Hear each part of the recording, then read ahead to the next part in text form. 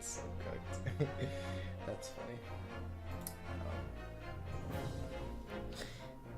The way I'm gonna start treating these streams, I'm just gonna start them and then keep going.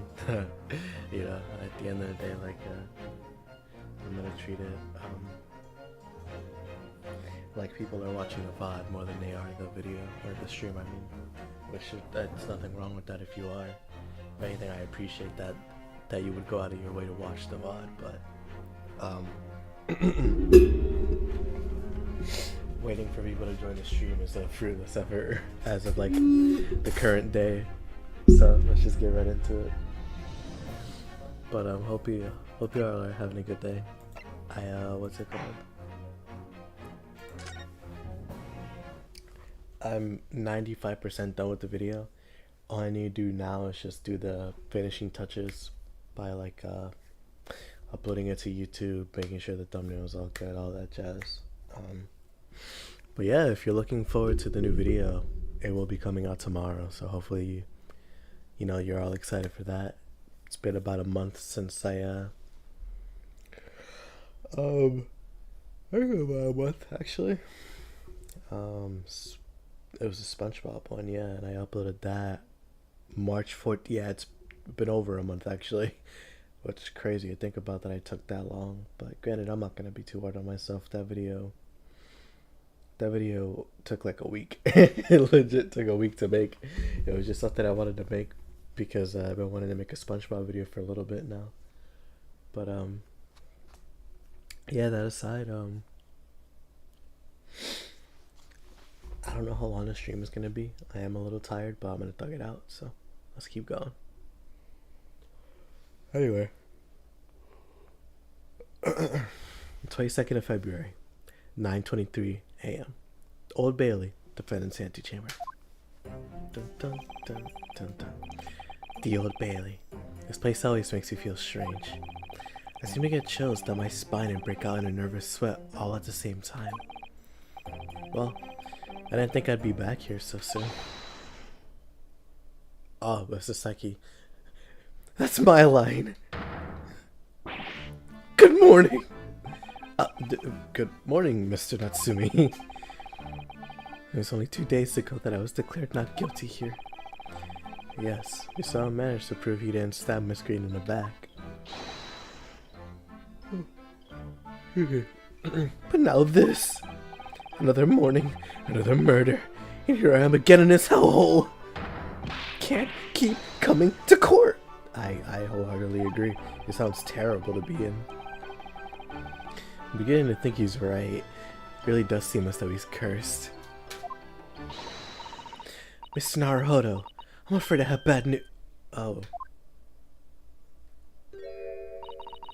Mr. Natsumi, good morning. Yes. Yes. Good morning.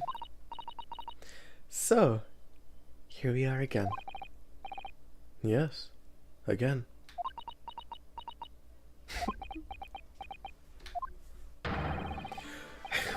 Oh, okay, that's a lot. Alright. Judicial Assistant Miss Mikatoba Esquires! What is the bad news? Oh dear. He heard, did you? If you coming shouting at the top of your voice, people can't help hearing what you say. Oh, I'm so sorry. You've done nothing wrong, Miss Suzuto. Now what is it? Well, it seems that the prosecution in today's trial will be led by Barack Van Zeeks. I mean, who else would it be, right? Like, genuinely. Who else would be here? Alchie isn't gonna come across. Excuse me, come across the... What ocean is that, actually? Let me see. What ocean is between Britain and Japan? 7 oceans. The Indian Ocean. Yeah, the Indian Ocean. Don't know why it's called the Indian Ocean, but still.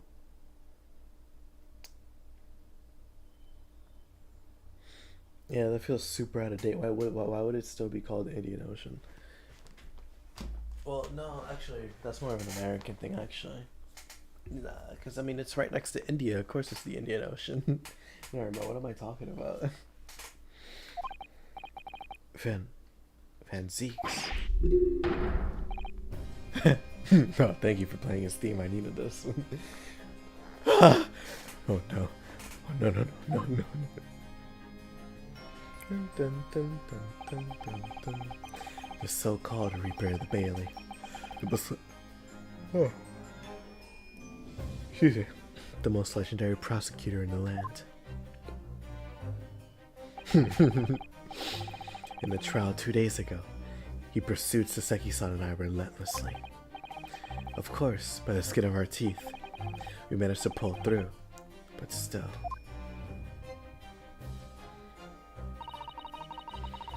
Perhaps Mr. Natsumi's acquittal in the last trial wasn't the end of the matter. After all, yes, I know what you're thinking. The legend of the Reaper that says, nothing can save a person in the dock when Lord Van Zeeks is the prosecutor. Oh no. Oh.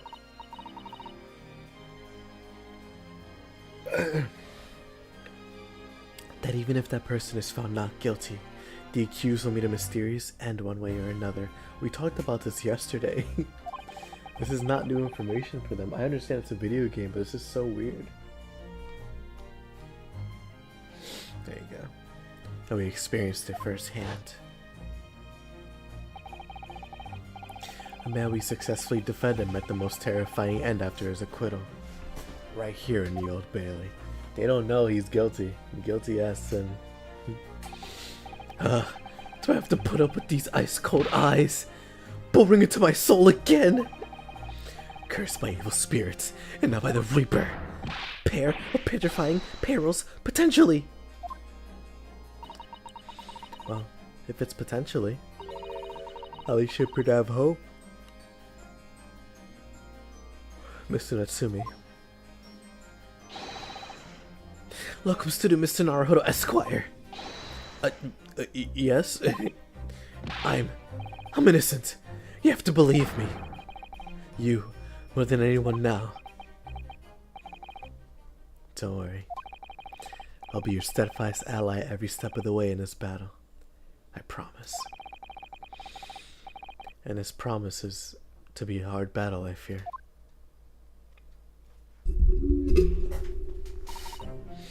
Well, the trial is scheduled to begin shortly. We should move into the courtroom. Let's go. Let's rock! It's funny that Suzuto is 16 years old and she's already a judicial assistant. Like, that's so oppressive. A different era, but still. Oh yes, I forgot to say. I'm afraid he won't be able to make it. Mr. Shelms, I mean. That's probably for the best. Oh. If he were here, I might be tempted to rely on his help. And that could be seen as weakness. If Lord Van Zeeks were to notice, he'd prey on him mercilessly. At least, that's my gut feeling. Mr. Naruhodo. You're right. Yes, you're so right. Oh, well said, locum student Mr. Naruhodo Esquire. Well said. I swear on a sword at my side, on the spirit of Cosmo that it harbors. I'll show him what a Japanese lawyer can do. I'll set you free with honor. Oh yes.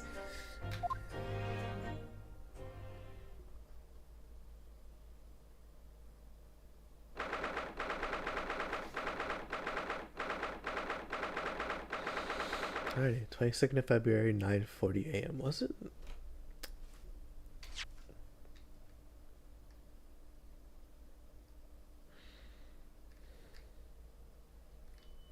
Oh wow, it skipped by it pretty fast. Never mind.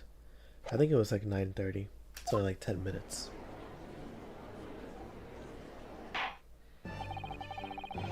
In the name of Her Majesty the Queen, I hereby declare this court to be in session. I now call upon the counsels for the prosecution and defense to declare their willingness to proceed. He's just a vampire. He's like Alucard.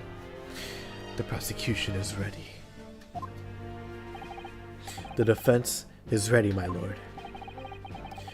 Readiness for the trial, my Lord Nipponese friend, is now what the defense needs. What you need is readiness for your inevitable defeat. It's not just in my imagination. It's really there. Lord Van Zeeks has such an animosity towards us Japanese for some reason. It was some time ago now that he first became known as the Reaper of the Bailey, I believe. These past few years, he hasn't appeared in court at all. Yet now, he's back in the courtroom. But for some reason, only when I'm defending. Yeah, that like, you know, I know why, but like, oh my goodness, that's so weird. Why are you following me?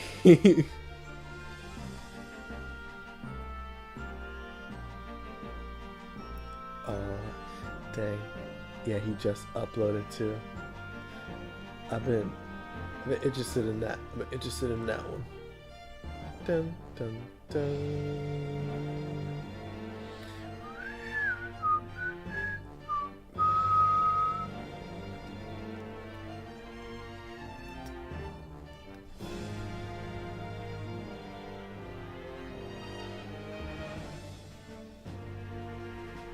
There you go, let's see.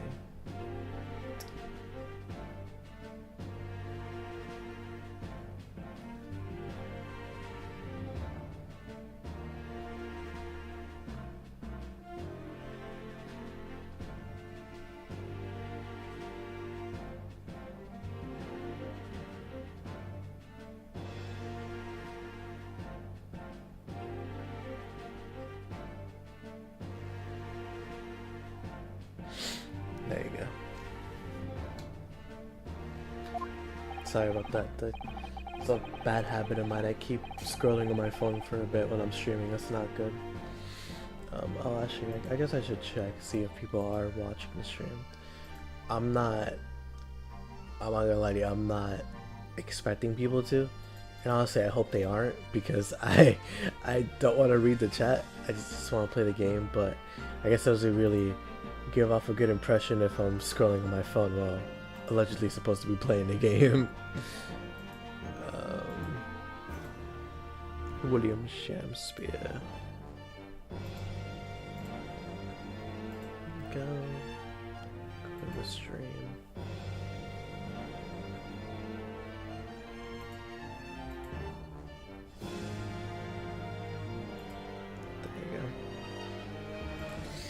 Okay. This Reaper, with his curious disdain for us Japanese, is a prosecutor shrouded in mystery. Still, this isn't the time to be pondering now. I have to concentrate on Saseki-san's trial. Furthermore, I now call upon the 6 ladies and gentlemen of the jury. You have been chosen at random to represent the will of the people in this trial. Are you ready to fulfill your duty? Absolutely. I had a feeling this Larkin will wow, you really got jury duty twice in a row. You suck. Bruce, fair play, man. You chud. My goodness. Absolutely. I had a feeling this Larkin wasn't innocent before. I must say that I feel especially ruthless on days when my hat refuses to sit to right. Oh, well, I rather like how you're wearing your hat. I think the ruthless look is very fetching, actually. No, that wasn't his voice. What was it? What was it? Oh, well, I rather like how you're wearing your hat. I think the ruthless look is very fetching, actually. I need to be somewhere at 10 o'clock. A very important meeting. Let's make this quick. I couldn't agree more. You need to take home 5 bucks tonight or the missus will go to the roof. Oh, may the Lord show us all the light here and lead us flock to a righteous verdict. British jury system is so very different to our own, isn't it? It's quite extraordinary to think that the power of judgment is in the hands of 6 members of the public, and that the judge can only pass sentence when all juries are in agreement about the defendant's guilt. And the fact that we have reused most of these people's mottos except for that one lady. 6 citizens of London, chosen at random. Or at least that's the idea. The prosecution would draw attention to the fact that the accusers on trial that the accused was on trial here but 2 days ago. Accordingly, where possible, the same jurors have been... Oh my goodness, I can't talk. Please. The same jurors have been asked to return for duty today. Very well. Let us commence the trial. Lord Van Zieks, your opening statement, please. Ladies and gentlemen of the jury, it is not the intent of the prosecution to cast doubt over your past decision. However, the innocent verdict afforded to this eccentric Nipponese before has had dire consequences. Did the accused repent for his wrongdoing in that affair? Far from it. Instead, he used his freedom to perpetrate a most blood-curdling crime. Namely, that of the attempted murder of his neighboring lodger, an innocent Englishman. To explain those circumstances of the crime, the prosecution calls its first witness to the stand.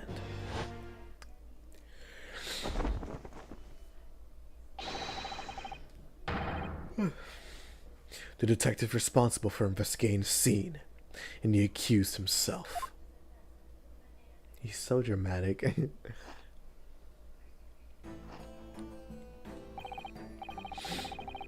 Witnesses, your names and occupations, please. Yes, sir. Tobias Gregson, Detective Inspector at Scotland Yard's Homicide Division.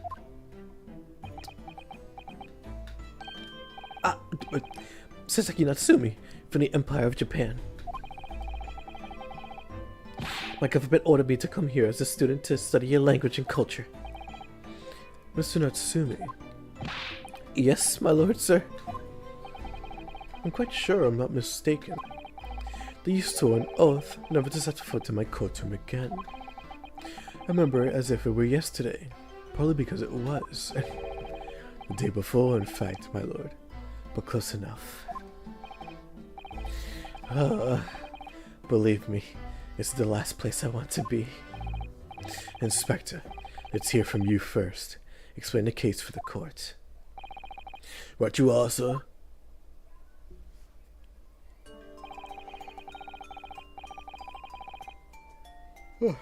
There you go. The incident occurred at the Garrideb household where the defendant has lodgings. In the ground floor room of the victim, Mr. William Shamspeare. The defendant has already admitted to visiting the victim on the night in question. Mr. Shamspeare collapsed in his room as a result of poisoning by strychnine? Huh? I guess strychnine, yeah, I'll go with that. He was found the following morning when the landlord, suspected something was wrong, broke down the door.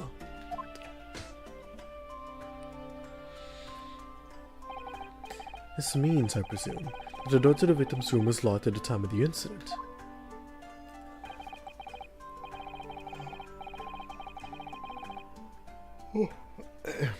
Correct, my lord. It was locked from the inside, making entry to or exit from the room impossible. Although the victim, Mr. Shamspeare, lives to tell the tale. He very nearly didn't. The man was halfway to heaven when we first found him. I was the first officer on the scene, my lord. And I have a photographic print here that I took at the time to show how it looked.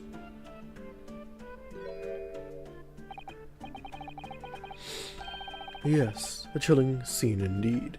The man looks very much deceased. That's right, everyone present believed that's exactly what he was. Very well, I should accept this photographic print as evidence for the court. Alright, crime scene photograph. A photographic print of the scene taken by police and... Oh goodness. I can't talk to her. Do I regret starting to stream this late? No, but I do regret being this tired, that's for sure. There you go. A photographic print of the scene taken by police upon their arrival. The victim can be seen unconscious at the table, having been poisoned.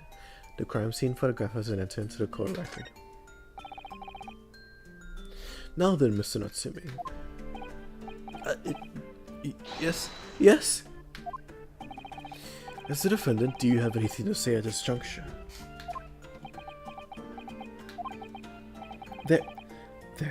They're haunted. Haunted by evil spirits. Good gracious, what's haunted? My lodgings. There's been a whole series of strange happenings in my lodgings. The tenant before me died in mysterious circumstances. A woman was stabbed by no one on the street outside. My neighbor was poisoned. And me? What about me? I've nearly been killed countless times. Killed, Mr. Natsumi? How? Even on that fateful night, it happened. When I returned from Mr. Shamspeare's room, I lit my gas stove and climbed into bed. But before long, the stove went out. His zombie tried to kill me. We must always extinguish all fires before retiring for the night, Mr. Natsumi. But it's so cold. My runny nose will freeze. The point is, I didn't poison my neighbor. Oh, why am I being accused of this? Why is my existence so cursed? Thank you, witnesses. I believe I have a reasonably clear picture of events. If I could raise one more point, my lord. One more conclusive point. Conclusive? Go on. Fortunately, the victim, Mr. Shamspeare, has regained consciousness after his ordeal, and he has named the true culprit. The poison consumed by the victim was administered in a cup of tea that he drank on the night in question. Tea, my lord, that was brought to the victim's room by the accused. The accused? Good. Oh, does that say good gracious? Good grief. There you go. Order! Order, order, patient order. Yes, that's the crux of this whole case. If Sasaki-san is innocent, then why? Why has the victim accused him? Well, Mr. Natsumi, what have you say to this accusation?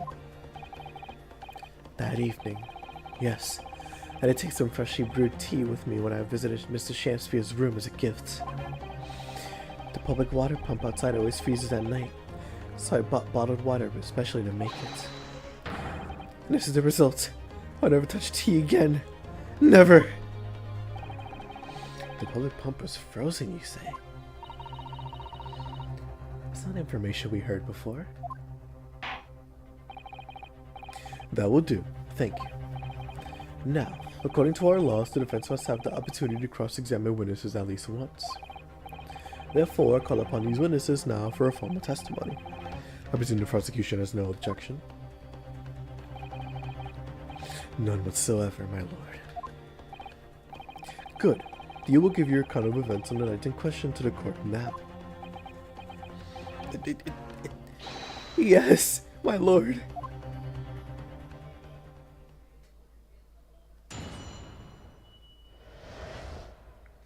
The catastrophic night. It was around 9 o'clock that evening when I visited my neighbor. I took some tea with me as a gift. We had a heated literary debate over a nice, hot drink, after which I went back to my room at around 11. My tea was completely harmless. He couldn't have locked the door behind me otherwise, could he? Strychnine takes some time to affect on the body. People don't kill over immediately after taking it. The victim would have been perfectly able to lock the door after his guest left. The argument still stands.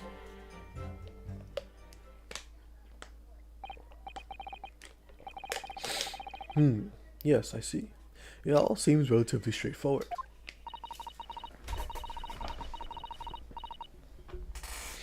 Excuse me, but the testimony does raise one crucial point, I think. Mr. Natsumi claims his tea to be harmless. Presumably, though.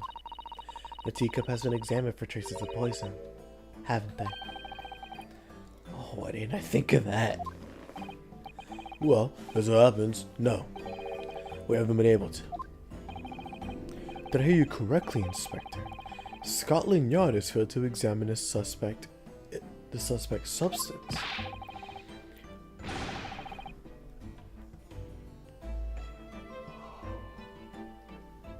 There you go. How could you have overlooked something so important? Is that the first thing you should have done? My little Japanese friend is falsely incensed. The inspectors at Scotland Yard was unable to examine the tea. Not that it was overlooked. Unable? Why? It's simple enough. There was no lift, not a drop. So I must have been very thirsty indeed. With current scientific techniques, it's not possible to test for poison under such circumstances.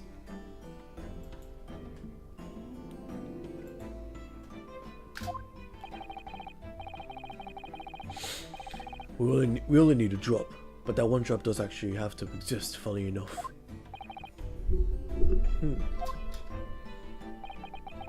The lack of examination notwithstanding, it appears nothing other than the tea passed the victim's lips on the night in question. I see. Thank you. The matter is clear. Cast your eyes over the jury, my learned friend.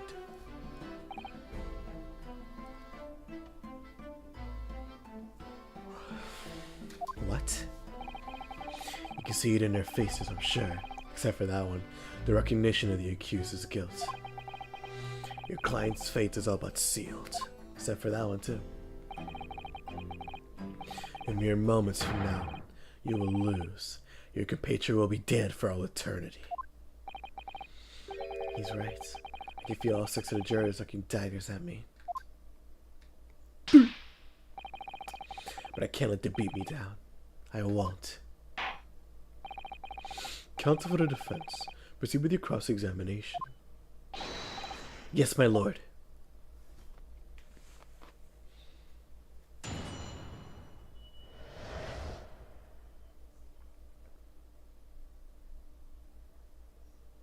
There you go. Alright, the catastrophic night. It was around 9 o'clock that evening when I visited my neighbor. I took some tea with me as a gift. Hold it! Were you and your neighbor good friends then? Oh, no! We weren't even friends! Not at all. Not at all! Never, ever! A simple no would have sufficed.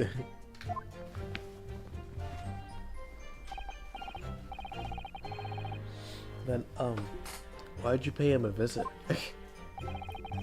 Mr. Shamspeare fancies himself as having great literary knowledge. As a fellow scholar of English literature, we find much to talk about together.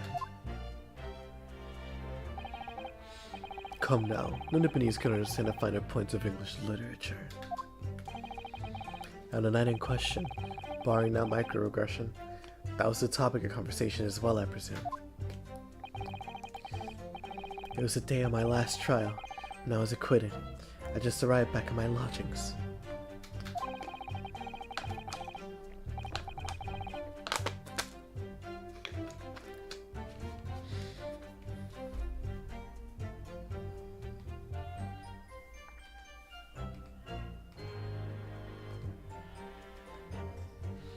There you go.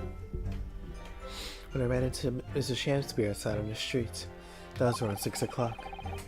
We exchanged one or two pleasantries, which soon turned into a heated discussion. He was on his way out at the time now. So I promised to visit his room that evening at 9 to continue our debate. But did I have ill intentions? No, not one, not two, Not any. Not at all. Never. Ever. A simple no would have sufficed, I feel. Then tell the court what did happen when you visited the victim's room.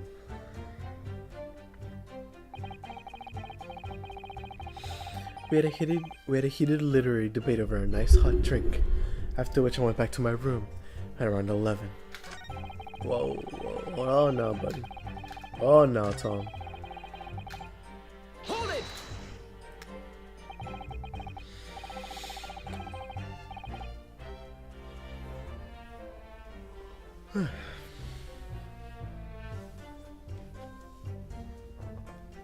There you go. A literary debate about Shakespeare's works, I think you said, didn't you? Didn't you? Shakespeare? Ah, a very worthy topic of conversation, I must say. Oh yes, my lord. Romeo and Juliet. Who was stronger? Here's a profoundly It was a profoundly pleasurable parley. Romeo and Juliet. Who is stronger? I know I'm gonna regret asking this, but how did the debate go? Well, we both agreed that we would reach a conclusion more quickly with the reenactment. So we battled it out in a Greco-Roman style, naturally. What? Mr. Shamspeare had all sorts of costumes in his room for just such a contest. So when you say a reenactment, you mean you were actually in costume? He is Romeo as Juliet. After whoa. Where? Right here. And after a vigorous wild tussle, I, as Juliet, came out on top. A victory I'll forever cherish. I dare not imagine a terrible scene of carnage. The fact remains that it was you who prepared the tea and took it to the victim, correct?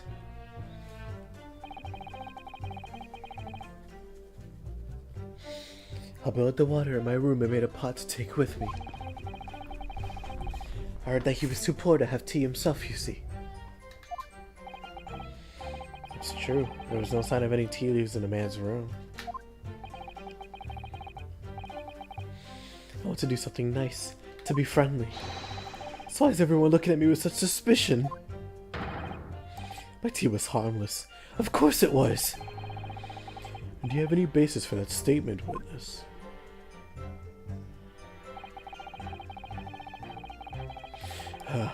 My tea was completely harmless. He couldn't lock the door behind me otherwise, could he?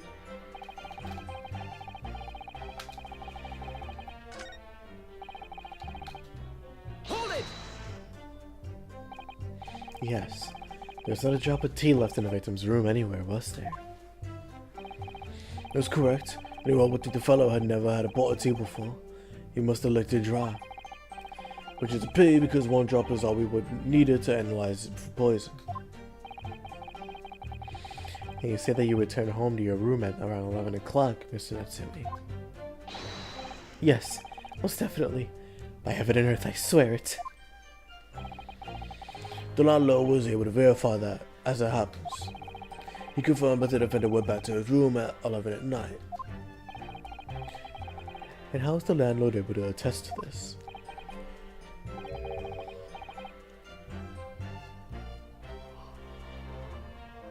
Oh goodness. I am so uncharacteristically tired today. Granted, it sounds like it because of work, but still.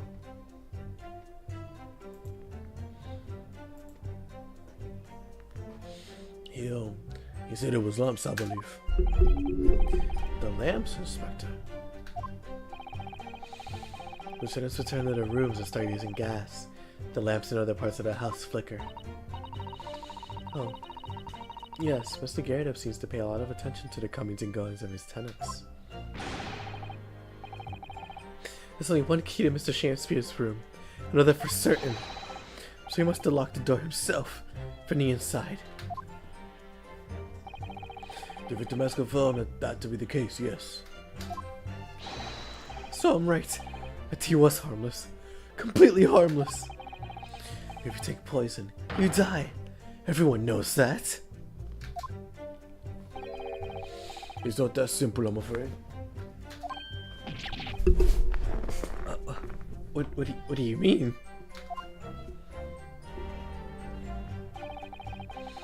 Strychnine takes some time to have an effect on the body. People don't kill over immediately after taking it. Hold it!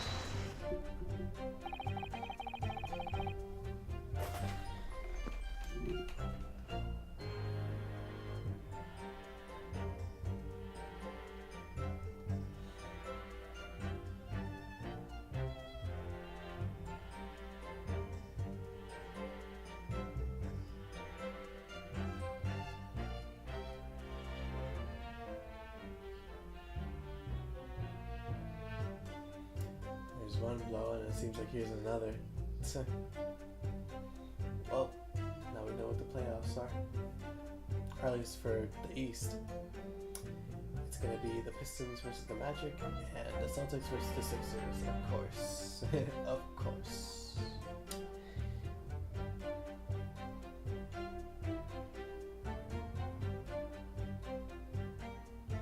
Man, that Hornets play-in tournament that was gonna go down in history.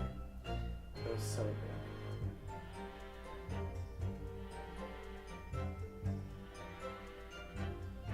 There you go, yes. So, Friday we're gonna have 4 games, and then Sunday 4 more games. Now we just gotta see who comes out from this Warriors and Suns game. That'll be interesting. How long does it take for systems to appear then? According to the coroner I was speaking to at the yard, about 30 minutes after the poison was consumed. Then the victim suffers violent convulsions, cramping and stiffness, and eventually dies from asphyxiation. It says 30-minute interval between when the poison is ingested and the onset symptoms. There seem to be a lot of different types of poison in the world, that's for sure. Oh dear, death by poisoning again. It's always so awful. 30 minutes is a long time. Certainly long enough for the victim to have locked the door behind the accused after he left. Can't deny that. Therefore, the degrades Suzuki-san's alibi. I have the medical report here from the doctor who examined the victim. I have the medical report for the doctor who examined the victim here, my lord. Suppose it out, really. The accused is the only person who could have done it. Very well. The court will now add the support to the court record as evidence. The victim's medical report has been added into the court record. A report issued by Scotland Yard's medical officer. It obviously mentions the poison as well, as other details gleamed during the police investigation. Ah yes, I see it here. Delayed onset of symptoms. Great.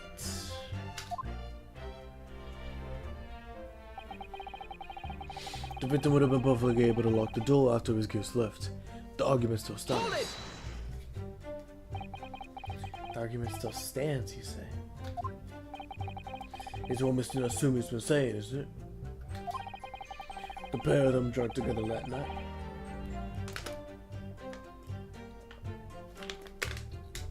There you go.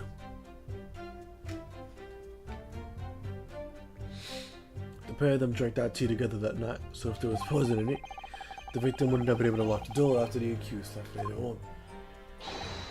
Exactly. Me and my tea are innocent. Sweet and innocent, I tell you. I'm afraid, sir, that doesn't follow. You see, strychnine is a slow acting poison. In other words, it takes time for symptoms to appear. So you could have left the room up to 30 minutes after the victim drank the tea. As long as you did that, Mr. Shamspeare could have locked the door after you'd gone. But no! We drank the tea, we drank the tea straight away. The pattern of whether Romeo and Juliet was stronger. That came after the tea. Oh, my goodness, I thought my water just spilled all over my computer. Oh lord, this is so scary.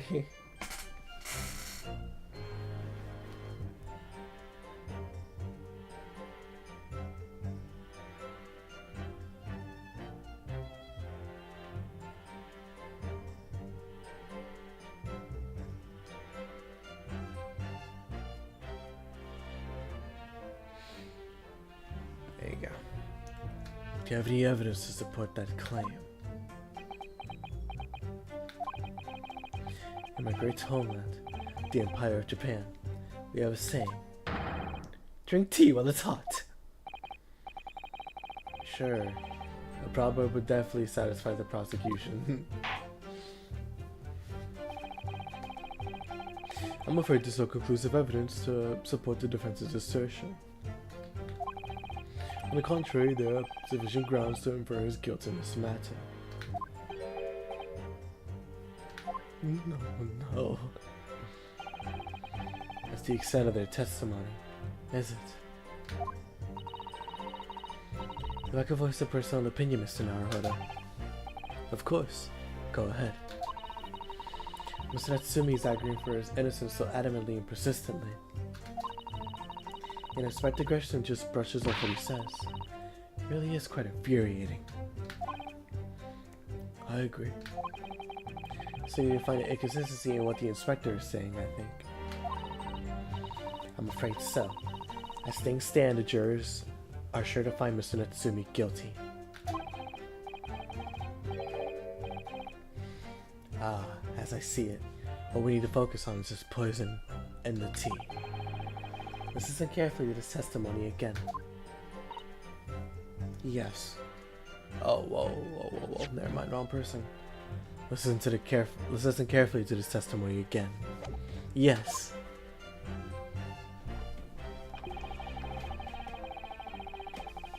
Alright.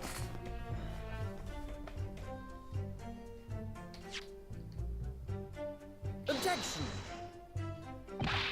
I pressed the wrong button. I did not mean to present.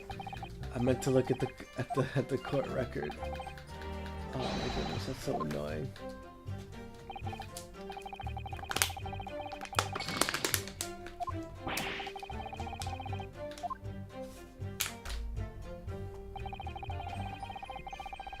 Alright, let's see. What did that say? My lord, there are clearly grounds for being suspicious of the last statement. I'm sorry, counsel, but I fail to see why. Well, you know, I was just playing devil's advocate. Yes, you do appear to have something of the devil in you, Mr. Naruhodo.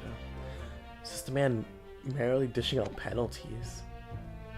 Anyways, let's try this again. Do not, and I repeat, do not, what's it called? Present. By any circumstance, do not.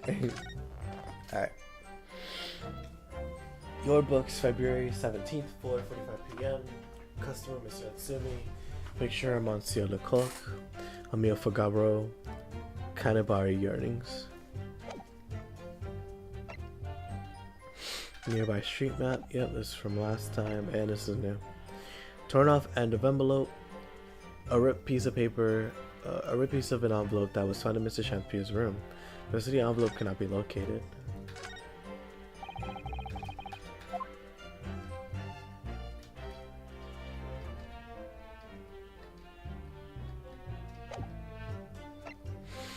Alright, a bar of soap.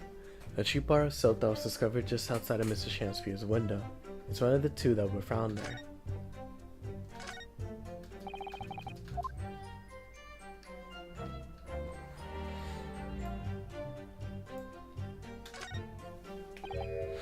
Oh. What is it, Mr. Naruhodo? This bar of soap. When I first found it, I could have sworn there's some sort of round disc in the impression just here. A reddish one. Yes, you're right. I remember it too. But just now, the depression is completely empty. Where could the disc have gone? Go. The little shredded medallion, or little reddish medallion from the center has mysteriously vanished. There you go.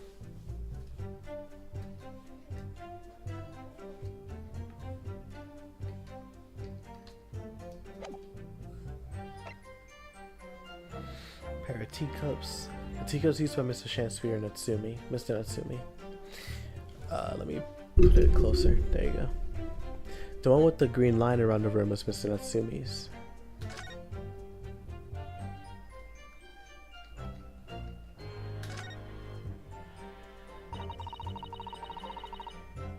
This is the best teacup from, well, the best. Wow. This is the teacup from which Mr. Natsumi was drinking. Yes. Unlike the other one, the inside of the cup is completely clean. Suppose he must have drank the contents before the tea had a chance to leave a mark. I'll always gulp it down too. Sorry, Mr. Naruhodo. Well, if you just sip it little by little, it goes cold. Clearly, I should have to instruct you in the proper way to take tea. There you go. The teacups used by Mr. Shamspeare and Mr. Natsumi. There's no tea ring on the inside of Mr. Natsumi's cup.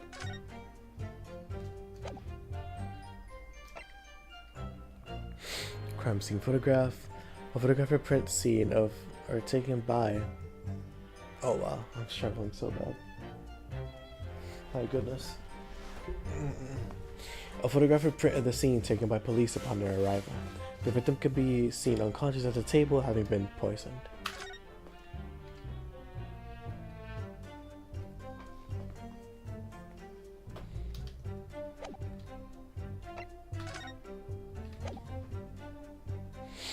Victim's medical reports. A report issued by Scotland Yard's medical officer. It obviously mentions the poison, as well as other details gleaned during the investigation. William Shamspeare, 31. Cause a coma. Ingestion of small quantity of strychnine. Toxic effects are present 30 minutes after indigestion. High likelihood of the substance has been mixed with the tea the victim was drinking, but no sample could be obtained for testing. Investigative conclusions. The poisoning occurred around 1:30 a.m. on the 21st of February. A sash from the victim's pocket, which appears to have broken when the man collapsed after the delayed set of symptoms. No container for the food was at the scene.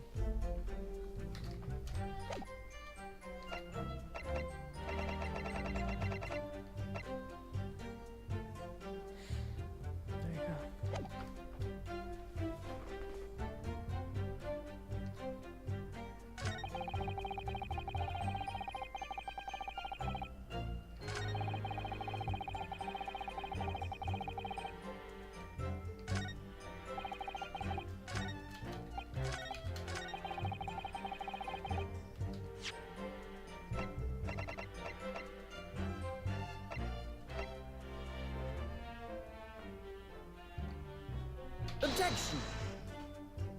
Okay, that was right either.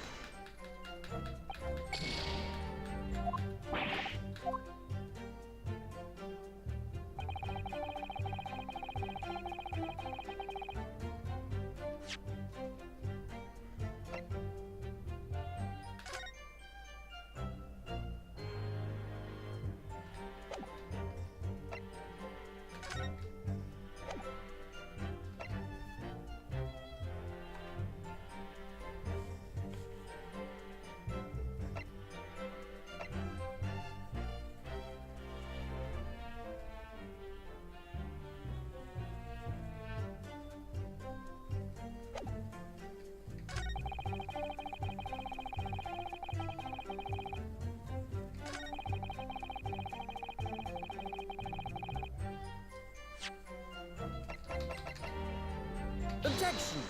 Not that one either. But am I just fumbling?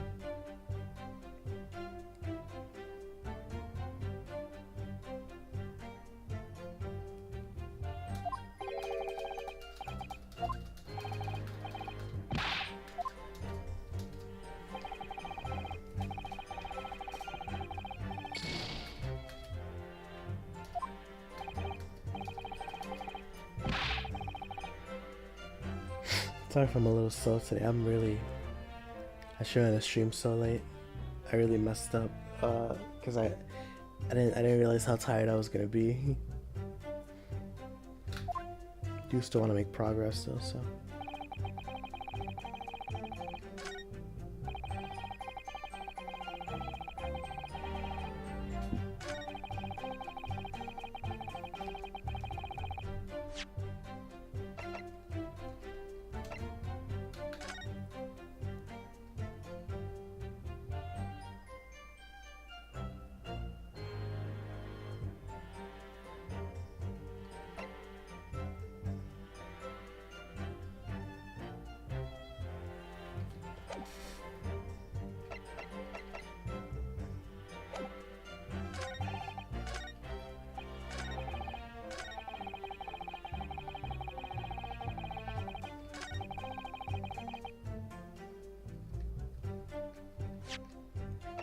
Maybe I just did the wrong one. Objection! Yeah, because the time, I didn't notice the time, but it was like, wasn't important enough to mention, but it seems like it was.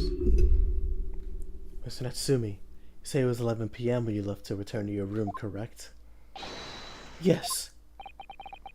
Inspector Gregson, can we rely on the information in the medical report unconditionally? Of course we can. There's no problem with that report. No problem with the report, sunshine. Actually, I think there is a very big problem. Because there's a chronological inconsistency between it and the defendant's testimony. What are you on about? According to this report, the victim must have consumed the poison at around 1:30 in the morning. And yet, the defendant, Mr. Natsumi, left the victim's room at 11. Oh! Oh, he's getting caught with his pants down, man. He's never ready for it. Yes, that's right. It's been 2 hours of missing time there.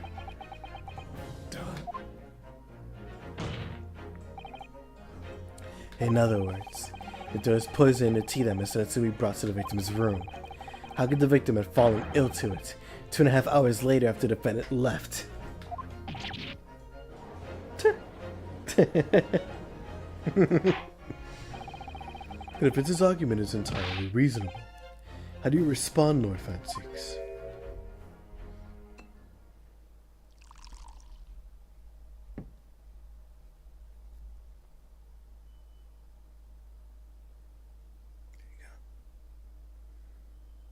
I thought he was gonna throw it.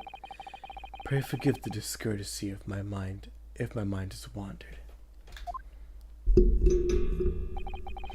I was considering what cuisine would best complement the contents of my hollow chalice this lunch.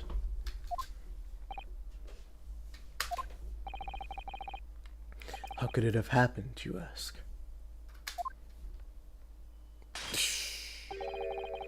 I do hate to shatter illusions, but my Nipponese friend appears to be chasing a phantom idea. A phantom? What are you talking about, bro?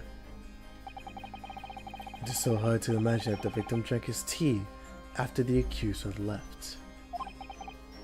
For example, at the same time stated in the medical report, yes, around 1:30, or Tuesday 1:30, Mr. Natsumi brought the tea with him to drink together with his neighbor.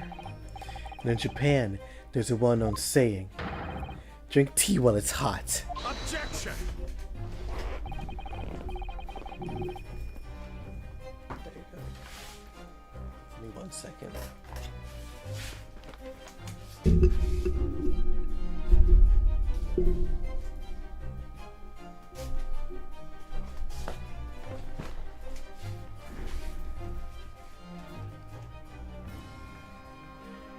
It's getting pretty hot, so I need to turn on my fan.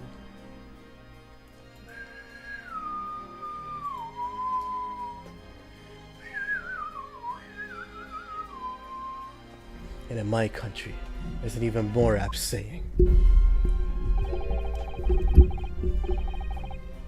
There is nothing more refreshing than cold tea. The point is, if there was such a long gap, there may be other ways to explain how the victim came to be poisoned. Other possibilities. What sort of possibilities, Council? Ah, Naruto, you can't just talk like that without backing it up. Well, for example, the man could have had another visitor. Another visitor. It's a very bold assertion, my learned friend, for someone who has nothing to substantiate it. Or the victim could have taken the poison of his own volition. Usage of this may have been a suicide, Council. Objection! Mr. Shamspeare has categorically denied suicide. The idea canon must be discounted. Objection! Oh wow. Yeah, we're gonna be. Oh goodness, I don't want to do the jury thing. I really don't.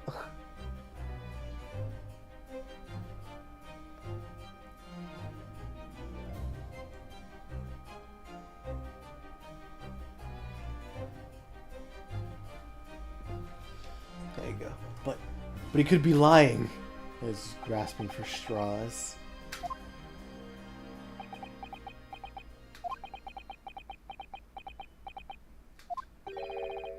Is something wrong, Lord Van Zieks? I was listening to the sound of the carriage pulling up outside the courtroom. Pray forgive the discourtesy. Carriage? What carriage? It would seem that the key player in this case has just arrived.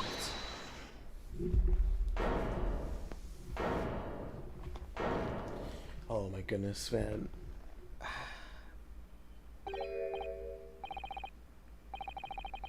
How to live, brief candle, lies but a walking shadow. A poor player that struts and frets his hour upon the stage, and then is heard no more.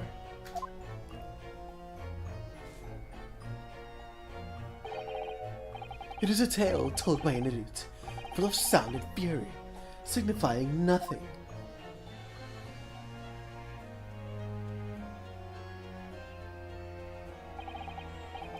Who, sir, are you? William Shamspeare, my lord. Alas, 'twas I, undone by these bitter events. I, and the victim. What's he doing here?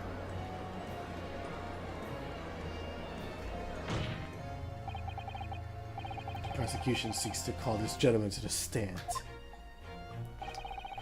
With his testimony, my learned friend's feudal resistance will be utterly crushed.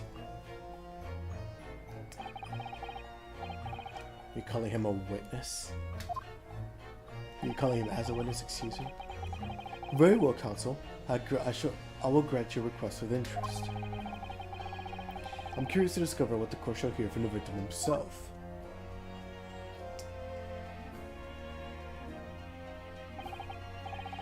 Happy am I, Shamspeare, to regale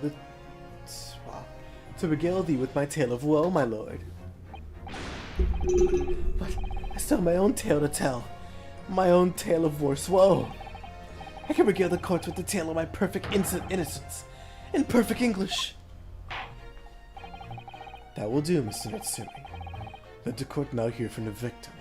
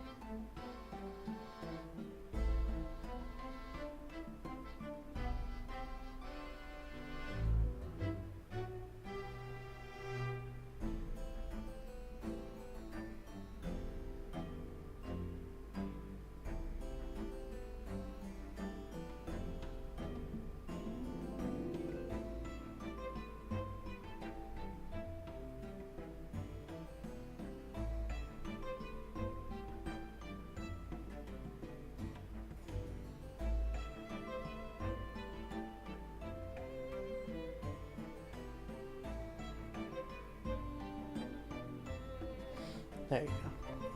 Alright, so that's Mr. Shamspeare. Who's the other man beside him? Yes, I feel sure that we've caught a glimpse of that man before. State your names of occupation for the courts, please. Witnesses.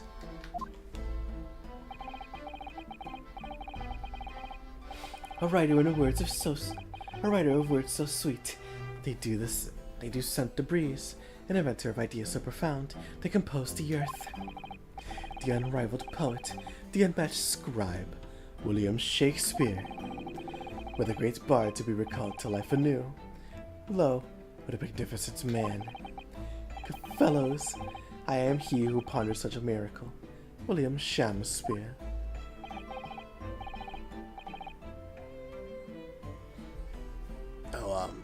Name's Miedman. Adron B. Miedman. I work for the Altman Gas Company, East End Branch. The East End Branch office. Ah, I remember now. It was yesterday on Briar Road. Oh yes, she's right, it is him. Oh, what's this? What's the man doing over there? Looks like he's trying to see into Sasaki-san's lodgings. Something wrong, Mr. Naruhodo. Excuse me, can we have a word?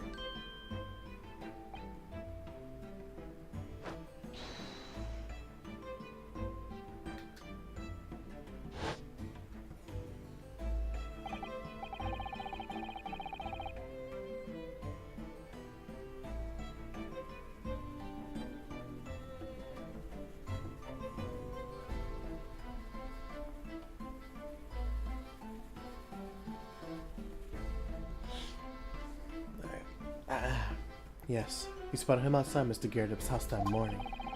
He's a gas company employee. What does he have to do with this case? So, Mr. William Shamspeare, you're the victim of this miserable affair, correct? Oh heaven, oh hell! Do you command me to remember? That sweet poison that discrossed me and crossed my innocent lips. I subpoenaed him for the trial, with his daughter's permission, naturally. Hearing the testimony, they agreed to remove any room for doubts from the jurors' minds, I'm sure.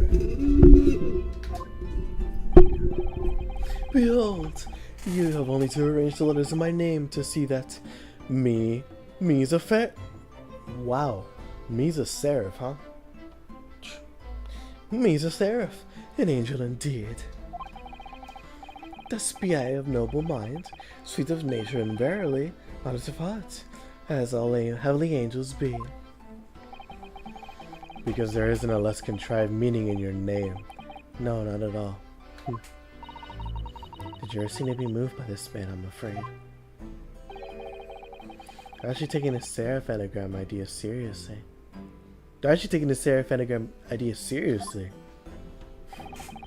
Thank you, witnesses, for illuminating your introductions. But my lord, what's the man next to Mr. Shamspeare doing here? The gas man, I mean. What, me? What now? Allow me to enlighten my learned friend. You recall, I presume, your earlier impertinence. When you suggested that the victim had another visitor to his room in the night in question. And moreover, that the victim is a compulsive liar. What? I didn't quite say that, you know. This young chin stroker here is to controvert your wild claims conclusively. Is that not so, Mr. Miedman? No, hang on, no. I'm just here. I hereby call your former testimonies. You will tell the court as lucidly as possible what happened on the night in question. One may smile and be a villain. Yes, it doth pain me, but let the truth be spoken, the truth of that the wintry night of my discontent.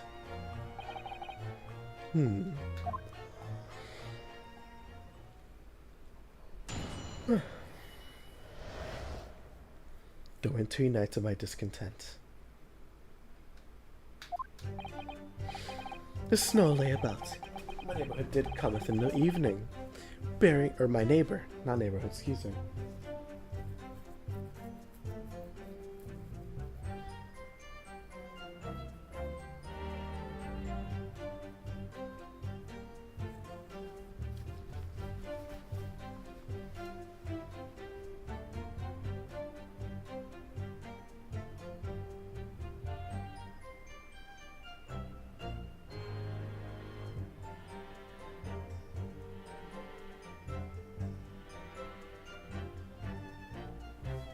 There you go. The snow lay about. My neighbor did cometh in the evening, bringing a gift of tea. But merry, but it was his drink, and when he left, I did fall prostrate on my table. 'Twas the tea alone did pass my lips that late hour, naught else. I was outside his book's window and freezing cold all night, keeping an eye on his room. No one else noticed his room but that short little round-backed Eastern fella.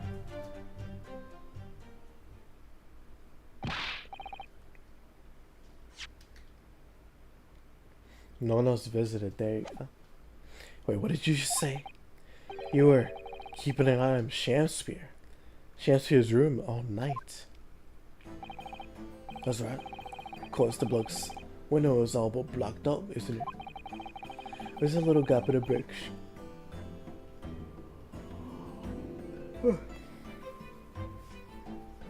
We can see into the room. So I spent the night trying to keep my teeth from shattering as I peered through that hole. The question is, sir, why? Well, now that's because he's on my list. What a piece of work is a man. Wherefore wouldst thou not stare in wonderment? What are you talking about? This buzzing body hath not part in his play. I pray thee, pay him no mind. Make no more ado by his tedious words. What'd you say about me? Calm yourself. This court is concerned with what happened on the night in question. Nothing more. Indeed, that is so. And, as the testimony we just heard earlier reveals,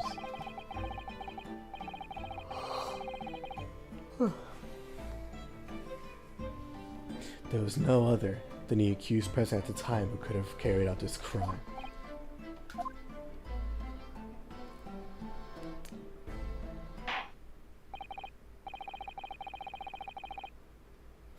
Well, I believe this may be the final testimony of the trial. Now, counsel, the defense will proceed with the cross-examination. Yes, my lord.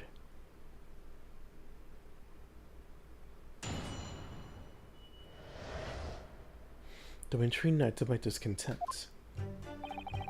The snow lay about. My neighbor did cometh in the evening, bearing a gift. Hold it! To be clear, my neighbor. You're referring to the defendant, Mr. Nassim. Oh, indeed, sire. Perchance thou wouldst that I call him the man from upstairs? And at what time did the mustachioed Nipponese visit you in your room? I mean, he was promised for an hour of 9. And lo did he come, to return a gift of fragrant tea. Details which are in accordance with the defendant's own testimony, yes.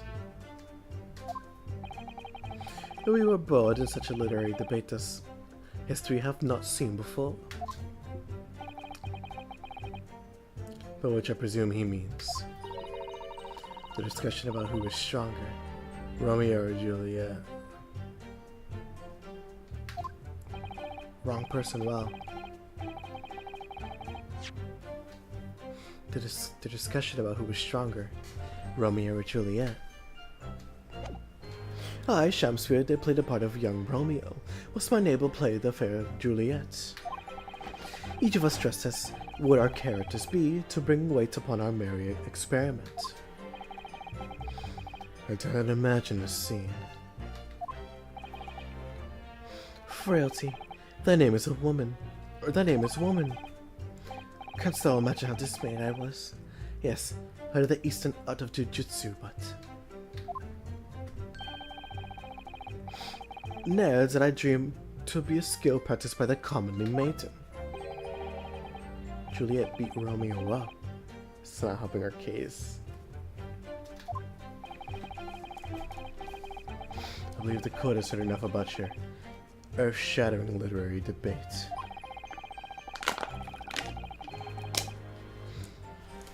Perhaps you could reiterate your statement to the accused brought to your room. My liege, I am thy servant. Gladly I will do thy bidding. But Mary, bitter was his drink, and when he left, I did fall prostrate on my table. Hold it! Let me stop you there.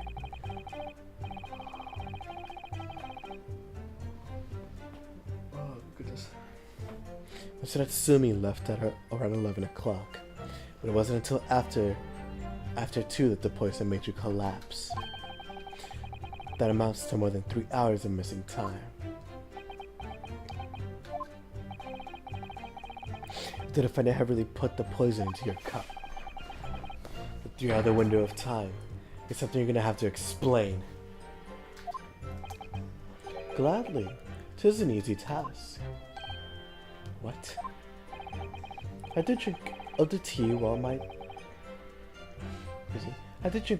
my guest did his tarrying, but after he took leave of me. Faithful, 'twas stone cold, but at 1 hour post midnight, verily were my lips parched. Objection! That just sound normal. Nay, 'tis quite ordinary, sire. After all, thou wouldst recall our fiery debate.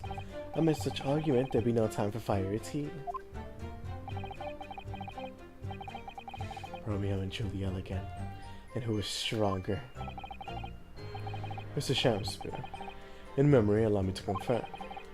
Did you not come here with the intention of naming your attacker? But of course, my liege. 'Twas the stoop lower of words did attempt to shuffle me off this mortal coil. We all know what that means. What that mean? That way.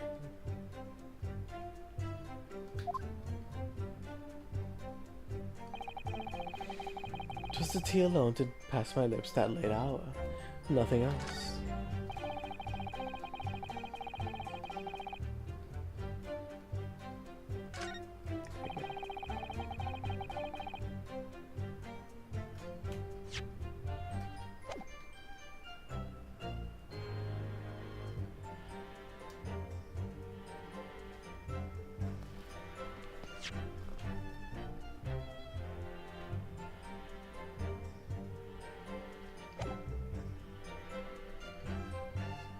Hold it!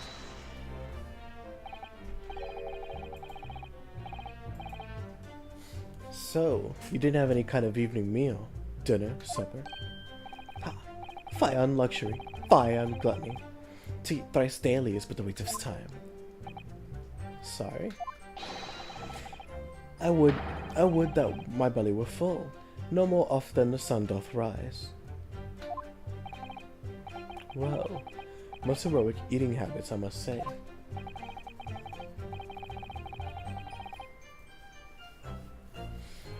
Night and day do I fill my hours with learned study of the great bard and playwright. Hence is it that there doth not in my chamber than the costumes of mine art.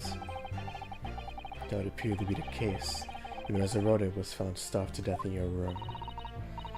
Now I think of it, it's not just food that was conspicuously missing from that room, is it? I don't recall seeing a single player script anywhere.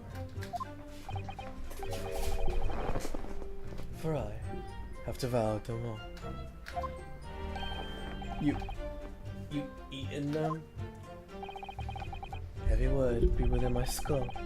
Didst thou imagine otherwise? Right, that wasn't misleading at all. Now, could you turn around, do you think?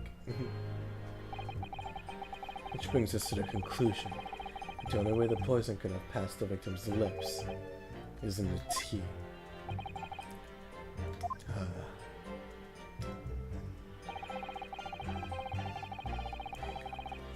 I was outside the block's window in the freezing cold all night, keeping an eye on his room.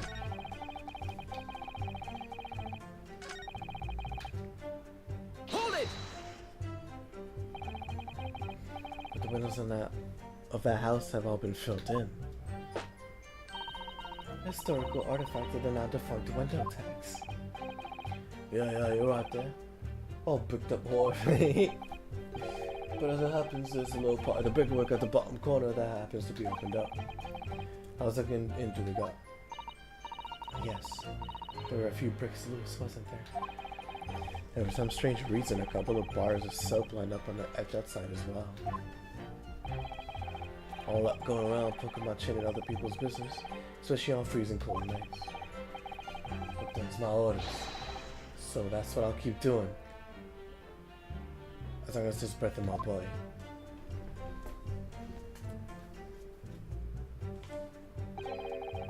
This is all the theatricals today.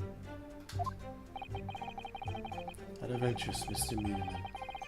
After the accused had left to return to his own lodgings, did you see the victim leave the room at all? No, he never left. He was in that room the whole time as far as I'm concerned.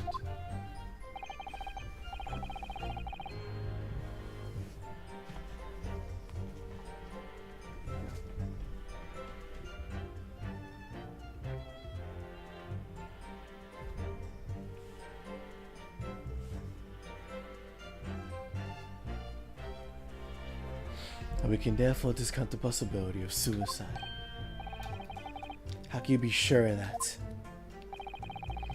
The police carried out a thorough investigation of the scene and found no receptacle for the poison. And since we know the victim didn't leave his room, and hence he didn't dispose the poison containers himself,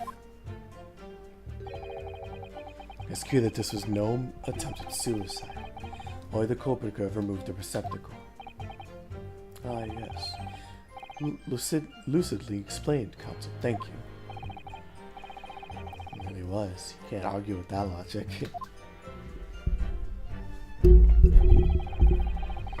No one visited his room but the short little round-backed Eastern fellow. Oh. So that's the entire testimony. What do you think, Mr. Naruhodo? Well, can't see any obvious holes at all, to be honest. Oh dear. Nobody else visited Mr. Shansky's room all night that night apart from Mr. Natsumi. I imagine the members of the jury will conclude the same thing. Right. That he's guilty. Well, all we can do is press these witnesses for more information and hope for a breakthrough. Yes. I can't stand him. This dude Shamspeare is such a chud. Hold it! You say a short little round-backed Eastern fellow. So you can't be sure it was the defendant then. Objection! How many other short little round-backed Nipponese with a mustache do you think there are in London? Well, of course, there's only another gap and it was quite dark, so I didn't see the mustache. But he showed up at around 9, so I'm pretty sure on myself. And when the person you saw arrived, did he and Mrs. Shamspeare drink tea together?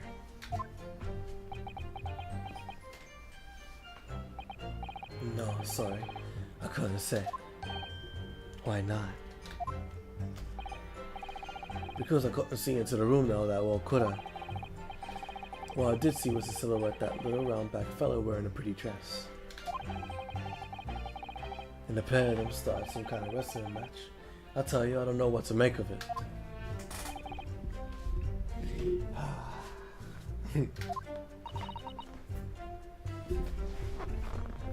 I suppose that was the Romeo and Juliet championship battle getting underway.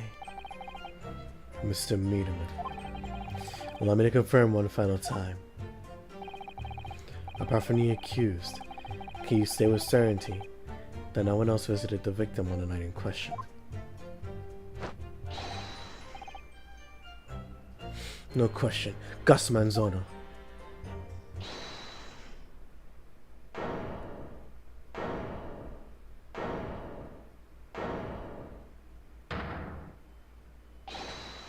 My lord. Goodness me. Yes, Foreman? I'll keep my mouth shut and listen up to now. But this has gone on long enough. Are you all with me? Yes. Are we to understand? The ladies and gentlemen of the jury are in agreement with one another. They reached a unanimous decision. Two right we have. Are you all with me?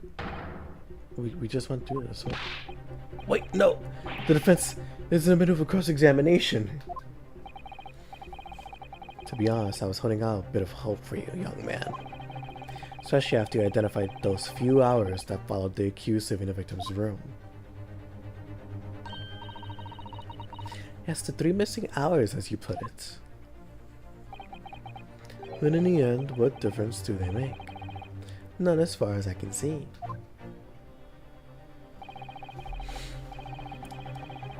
Since that's now apparent, there really is no reason to delay our decision any longer.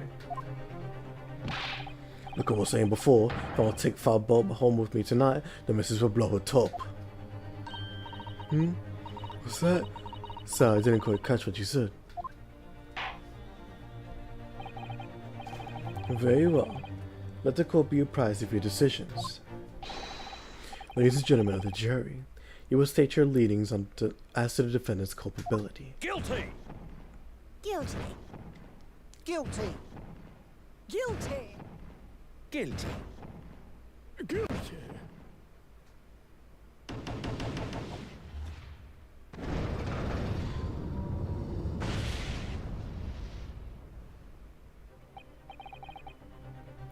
All of you?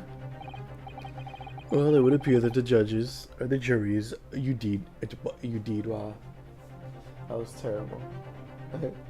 Well, it would appear that the jury is indeed unanimous.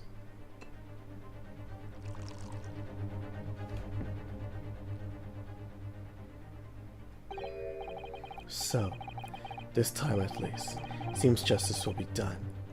All's well that ends well, as they say. This calls for a toast, I feel. To the guilty being punished. Oh. No, wallahi. Say wallahi, bro. Say wallahi. Get up, Mr. Naruhodo. Please. The trial isn't over yet. What do you mean, Miss Suzuto? How about the information I found in this encyclopedia of British law I have? The obscure right that belongs to the defense in these situations. Remember?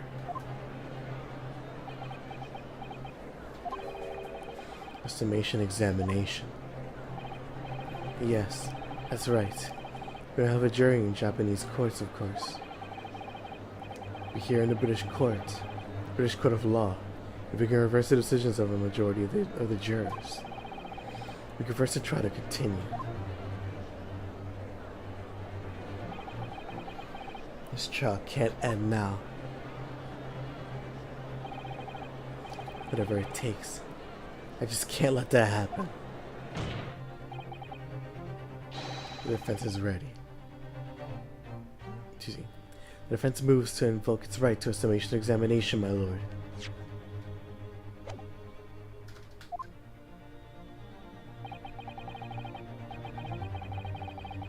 Why am I not surprised? My learned Nipponese friends' inability to admit defeat. Yet you choose to cling desperately to some archaic rule You barely comprehend instead of accepting the truth. So do you know the defense counselor in recent times has exercised the right to a summation examination? Because they all know that once the jury's mind is set, it cannot be altered.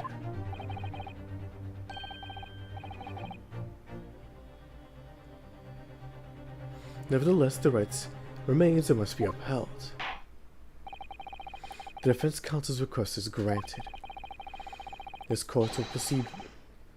Was that not prosecution? The court will proceed with a summation examination, as outlined in the Encyclopedia of British Law.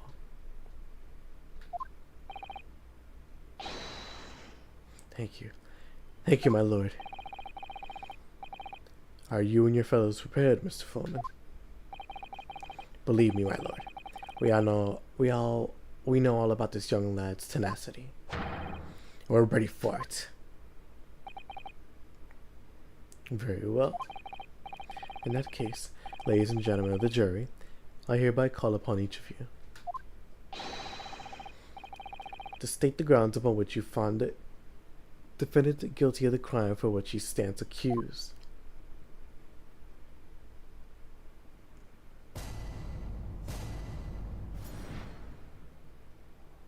The jurors' contentions.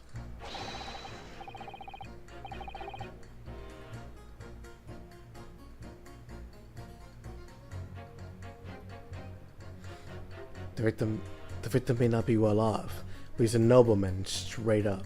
There's no reason to doubt the man. I do declare that the good gentleman has no reason to lie. In fact, I think he's rather splendid. Let's look at the accused by comparison. He's Japanese, stoops all the while, and has a mustache.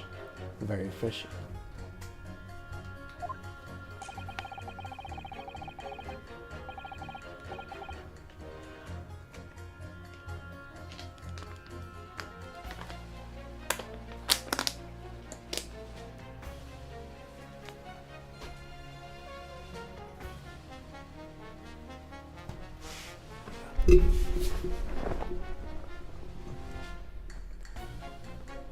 There's no evidence to suggest the gangling actor is a fraudster. For now, at least. Oh, you don't care. Like, I just need this trial to end quickly. 3 hours of missing time is nothing when you reach my age, you know. Nothing at all.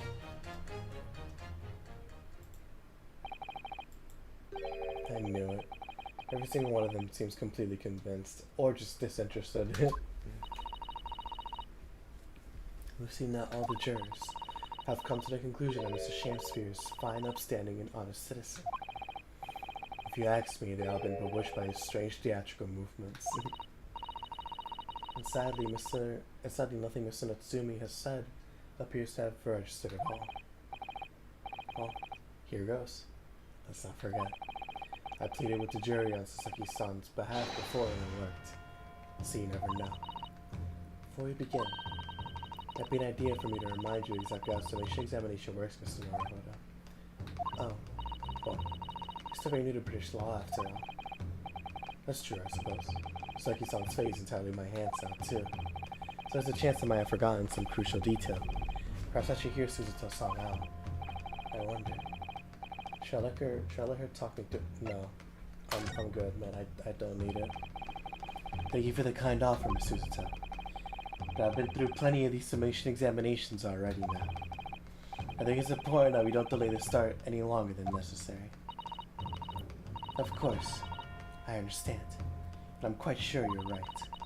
If you're confused by anything at any point, you could turn to me to advice for advice whenever you like.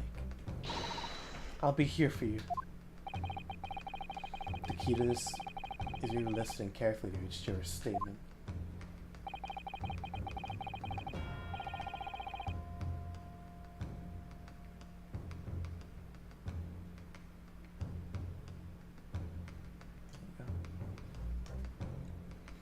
Finding two that are contradictory and pitting the corresponding jurors against each other. Without further ado, please, counsel, proceed with the summation examination.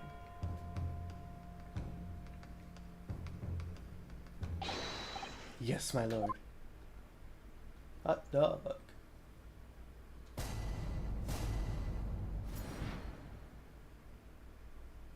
The defense's rebuttal. The victim may not be well off, but he's a nobleman straight up. There's no reason to doubt the man. Hold it!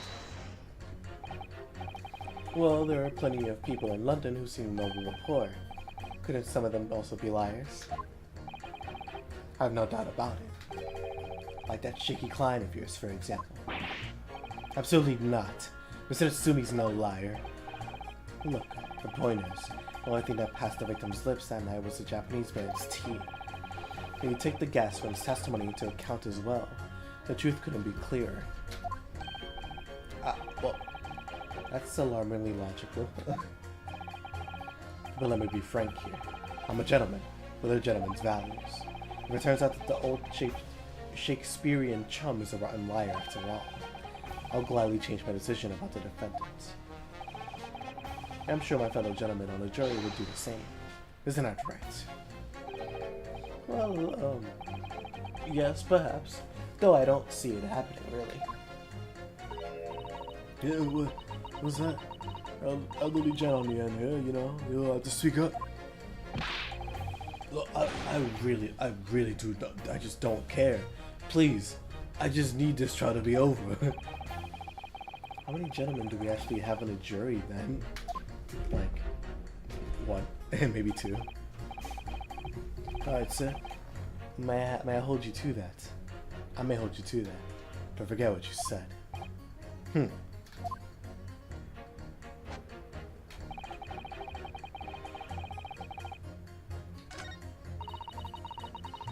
I'd like to declare the good gentleman has no reason to lie. In fact, I think he's rather splendid. Hold it! Are you saying you believe the man to be trustworthy because he's rather splendid? No, that's not what I said. The point is, the man is the victim here. What reason would he have to lie? And yes, he is rather splendid. So you say, yet again. Meanwhile, the man who stands accused behaves so suspiciously. It's exhausting to look at him. I'm afraid he's not splendid at all. Splendid logic there, madam. Thank you so much. You're useless. I hate you. Just look at the accused by comparison. He's Japanese, stoops out of the wall, and has a mustache. Very fishy. Hold it! No. Not one of those things is a reason to find a man guilty. But he is fishy. There's no point dancing around that fact. He's Japanese, he has a mustache, and he stoops. You see, you arrive at the conclusion in just 3 steps. 3 steps. Like a waltz, in fact. You know, the more I think about it, the more this trial seems like a dance. You seem to be several steps ahead of yourself, though. And you're on the wrong foot. No. There's nothing but circumstantial evidence here. There's no actual proof of the defendant's guilt. The victim's version of events is backed up by what the big chin man next to him says, isn't it? One, he saw the Japanese man there. 2, he saw no one else. And 3, he saw the Japanese man. Oh. There's another 3 steps. This really does seem more and more like a waltz, doesn't it? Right, and the prosecution will waltz its way to victory if I let you speak much more. There's no evidence to suggest the gangling actor is a fraudman. For now, at least. Hold it! A fraud? What do you mean by that, madam?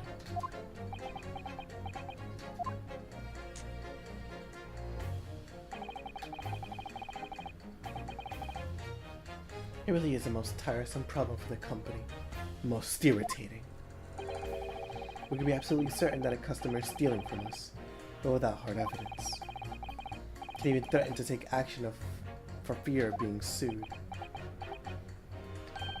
I'm sorry, you lost me a little there. Who are you?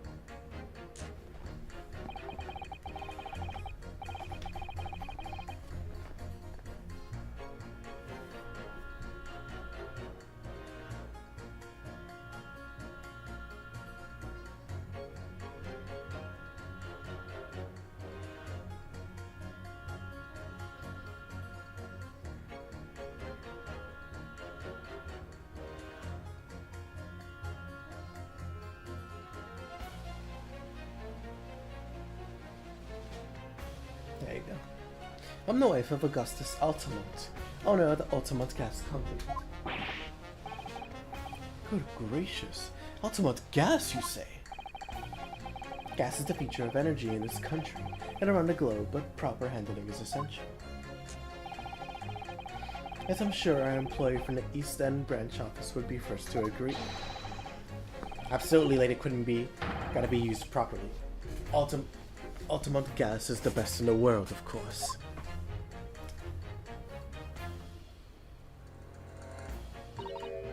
Isn't this funny how in this game and in the last game there's the worker and then there's one of the bosses or the head-ups. I think we may have solved the mystery of the bow familiar, Monsieur. Right. He bowed in deference to his employer's wife, did he?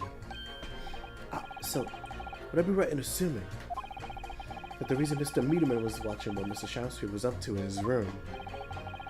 I'm afraid there's no end to the lengths that the population of the East End would go in order to steal our gas. So they have no choice when the company identifies somebody as a possible fraudsman. To dispatch a worker to watch the suspect day and night. We're very thorough in our investigations. So you mean, Mr. Shamspeare? I wouldn't come out and say it in public. But you can finish our sentence with a grubby little gas thief. The B themes are really going everywhere, huh? You haven't noticed the public gallery in here, have you? The eye of a man hath not heard. The ear of a man hath not seen. Faith. Faith, wouldst thou wound me with thy words, were I to let them penetrate the skin? But seraphs hear not insults, only choirs of angels and song. When I have evidence yet, my workers won't stop buzzing around you until they find it. And when they do, you'll find yourself blasted back to your angel heights in an ultimate gas explosion. So Mr. Shamspeare's been stealing gas. I wonder, juror number 4, if you wouldn't mind adding that information to your statement. My pleasure. Was it the bit about ripping that thief apart you enjoyed? A little before that part about the abject violence, if it's not too much trouble. Yes, of course. This could be it. This could shift the balance.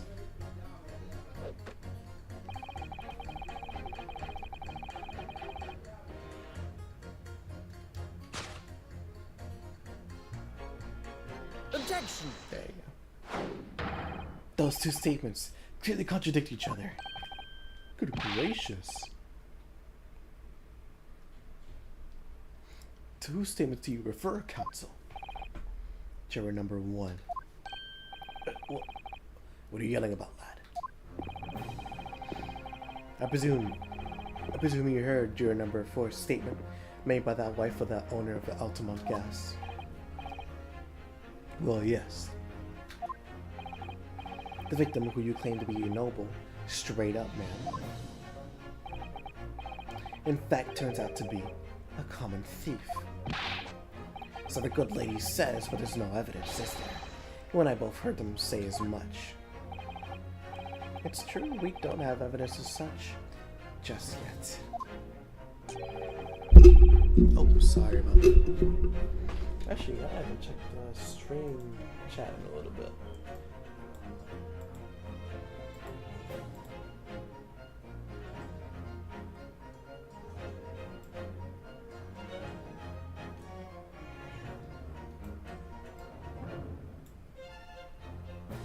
Goodness, I am so tired. Oh my lord. Like, actually falling asleep right now. When I finish the stream, I am immediately going to bed.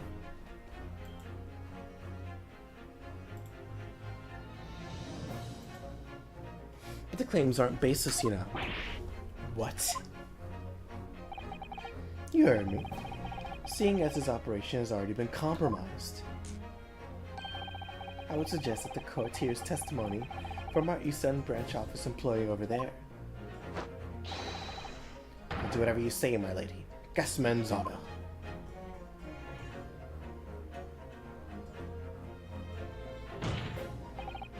Juror number 1, you say you're a man of your word. If I could show that Mr. Shamspeare was a liar, you assured me, you would reconsider your decision about the defendant's guilt. Yes, I did say that. And as a man of my honor, I'll hold to it. As I'm sure the other gentlemen of the jury will. Me? Oh, well, yes. Now that you found out the man's a liar, perhaps you ought to consider the matter further. Well, if I'm perfectly honest, I haven't heard half of what you've all been saying. So if it means you'll recap a few points, that would set me down to the ground. Oh no, I'm not having any part of this. I want this trial over and done with. In that case, I shall change my leading. So, Mr. William Shamspeare, if that is your real name, we of the jury demand to know exactly what kind of man you really are. All it took was one. Look at how early this is. So where it only takes one to change the entire juror, or 4 of them. That's 4 jurors. 4 for not guilty. Yes, Mr. Naruhodo. Victory! We won!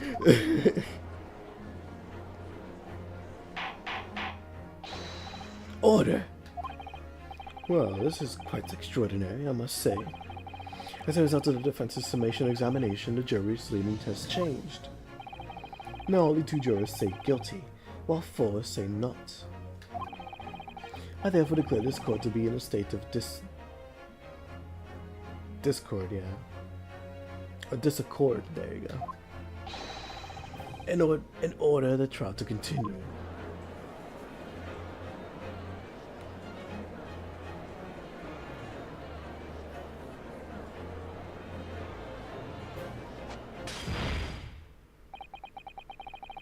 You spoiled the bouquet, Mr. Shamspeare. The ladies and gentlemen of the jury now find they are unable to trust you, the victim.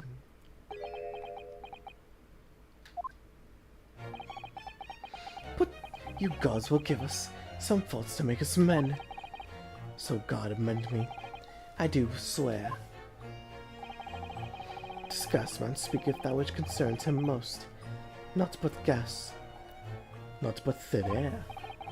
Aye, it burneth bright a while, but had no substance, and it doth reek foul. Oi, what'd you say?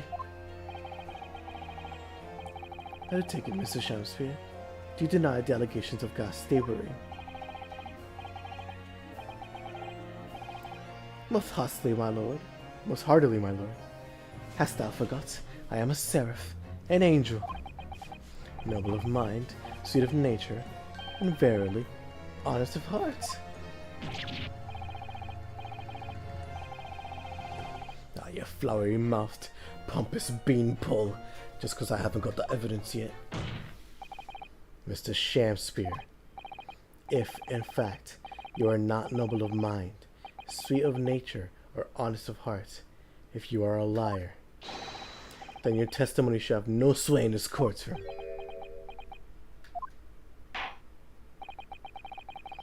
It is my considered opinion that at the present time no other possible culprit at this crime scene has been identified. All testimony heard by the court thus far heavily implicates the defendant. In short, it would not be unreasonable at this stage for me to rule on the case. Oh no. However, in light of the fact that the jury has expressed concern about the fidelity of this witness, I believe it would be inappropriate for this court not to pursue the point further. Objection!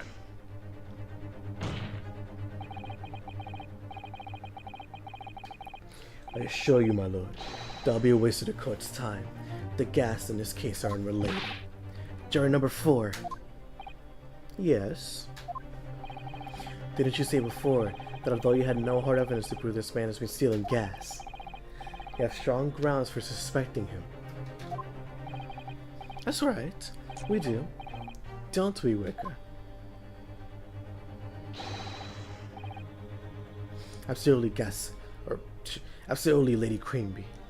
Gasman's honor. Very well then. We will hear your testimony now. You will tell the court precisely why you believe the victim, Mr. William Shamspeare, has been stealing gas. Yes, my lord. It will be my pleasure.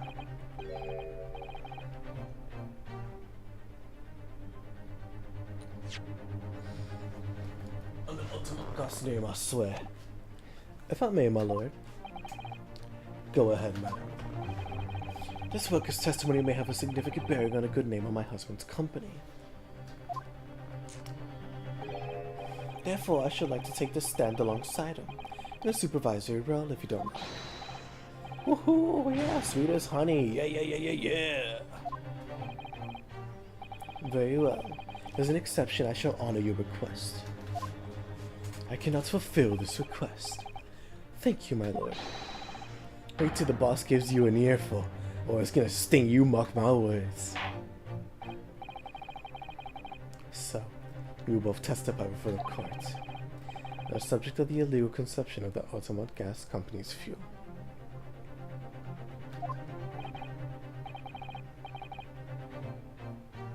Yes, is that clear, my good man? Clear as Altamont Gas, my lady. Which is the clearest in the world.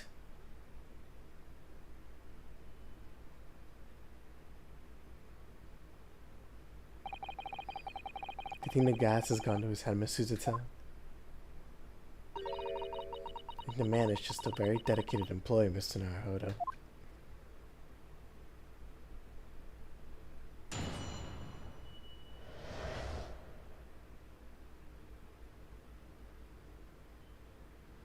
Alright, let's see. How long have I been going for now? Almost 2 hours. Alright, I'm gonna do this last testimony and then I'll end it here. The Altamont Gas Company's investigation. About to be company's East End branch investigator and meter money collection agent. Altamont Gas meters accept third-party bits. Each coin given customers about 2 hours of gas, of gorgeous gas. And yet the meter in Mr. Shanspeare's room didn't have a single coin in it. The meter doesn't appear to have been tampered with, though.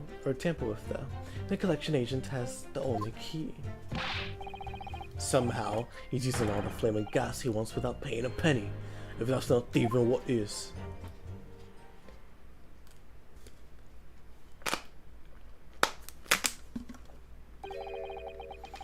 Pray forgive the discourtesy. The irrelevance of this testimony caused me to turn to my hollow chalice. What do you mean by the remark, Lord Van Zieks? Did the mustachioed Japanese poison the gangling excuse for an actor, or didn't he? That is all that should concern this court. And yet, now we must listen to this abhorrence. Clearly what separates the British Empire and your Easter Island nation is more than geographical distance. You better watch your mouth, bro. You're talking real flagrant for someone who's right across the room.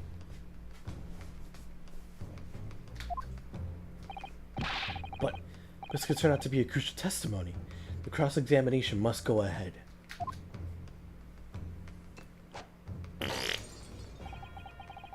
Do what you will.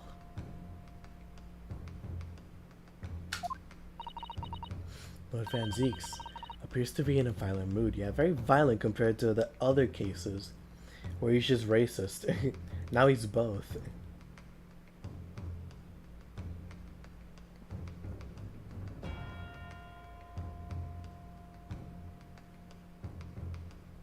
There you go. Yes, he does. An attempted poisoning and an incident of gas theft with no supporting evidence. It's true that they would appear completely unrelated at first glance, but I wonder, the truth tends to be buried in the most unusual places. And the first step in uncovering it will be to establish just who and what this man really is. It's time to expose him for the sham he is. The Altamont Gas Company's investigation. Been hanging on two stars for I guess 2 lawyer badges this whole time. I was really fumbling that first testimony. I'm about to be the company's East End branch investigator and meet the money collection agents. Hold it! So does that mean you enter people's houses in order to empty their gas meters? That I do. Have a try to catch people when they're in, then I ask permission to come inside and do my business. Does that mean you've been into Mr. Natsumi's room before, as well as Mr. Shamspeare's? Well, now you should bring that up, because I couldn't believe how little money was in his meter. I mean, how the pair of them survived the winter is beyond me, it really is. No, Mr. Natsumi, he probably spent all his gas money on his books. And when he's finished reading them, he probably burns them for warmth. You will kindly reiterate your statement about the gas meters themselves, Mr. Meaderman. Not much to say, really, but as you wish.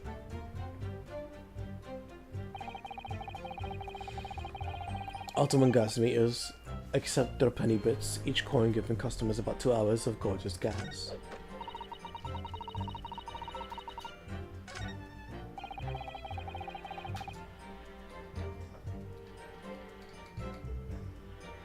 Ooh. Ooh, wow. Wrong button entirely.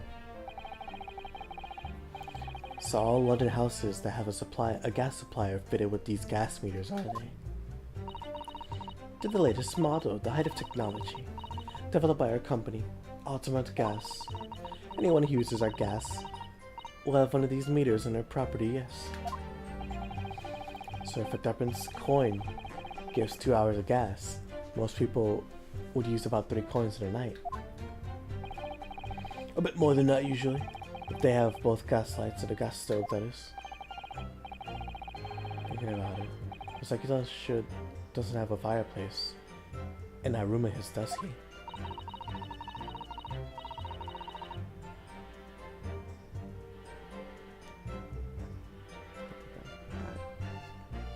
Some people still choose to use candles, of course, and only have gas for heating. Oh yes, I remember seeing candles in Mr. Natsumi's room, actually. How's the money in the meter get back to you at the gas company?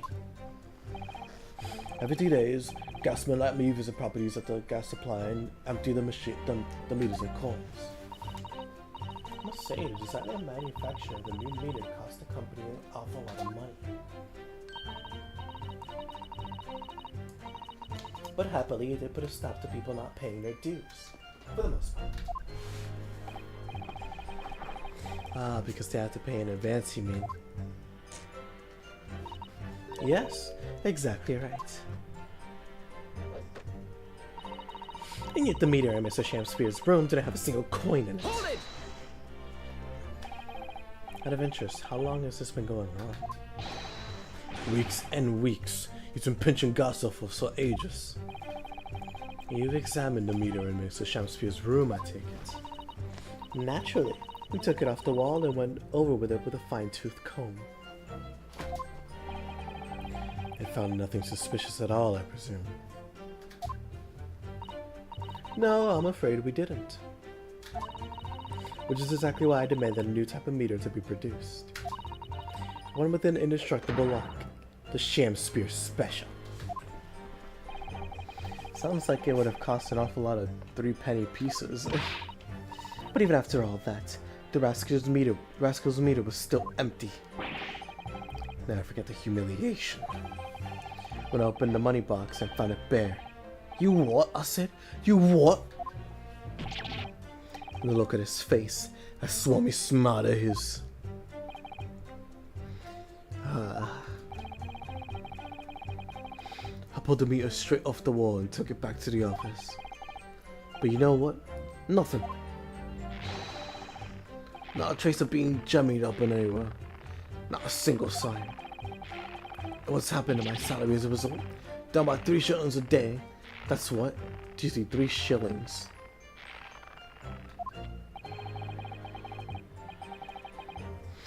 You have a life-threatening situation. in a number of ways, like all the way.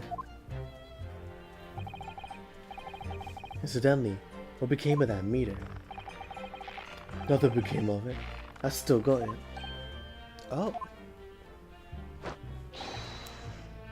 Right here.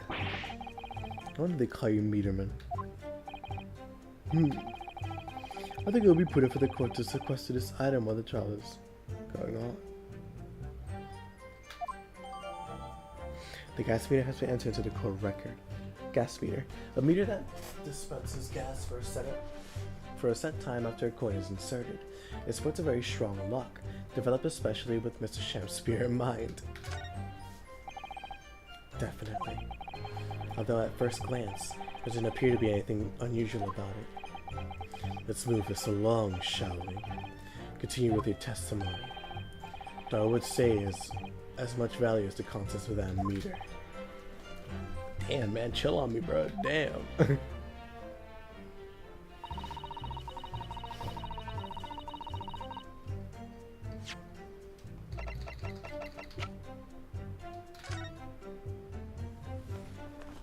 see.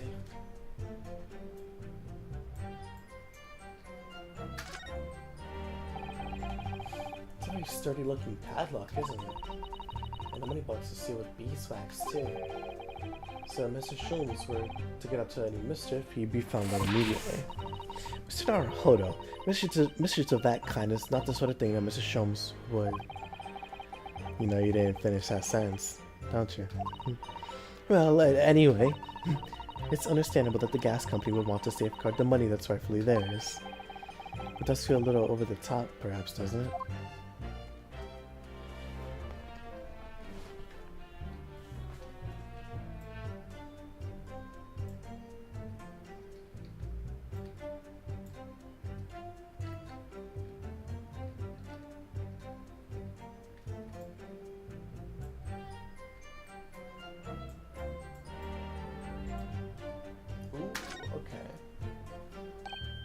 Oh, have you spotted something, Mr. Naruhodo? Just here is a little hole. Do you see? Goodness, you're right. I would have never noticed. It's not a very neat hole, is it? Not professionally made, I hear. Oh, excuse me. So, you think it might have been opened up by Mr. Shamspeare? Possibly. Seems the people at Altamont Gas must have missed it. Well, it certainly seems to go all the way to the inside. Yes, there's no way a coin could fit through there. That's true, but even so, it seems more than a little suspicious. Meter that dispenses gas for a set amount of time after a coin is inserted. The attached coin box sweats a very strong back or lock, and there's a tiny hole underneath its base.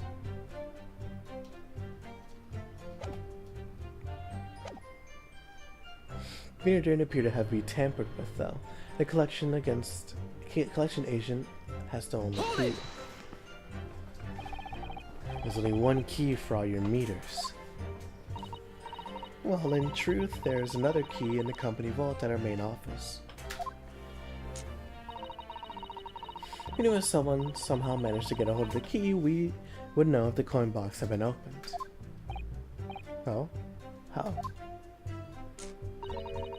I came up with a rather clever way to expose any little shenanigans, as it happens. Would you care to explain? Well, now in order to empty a meter, goodness.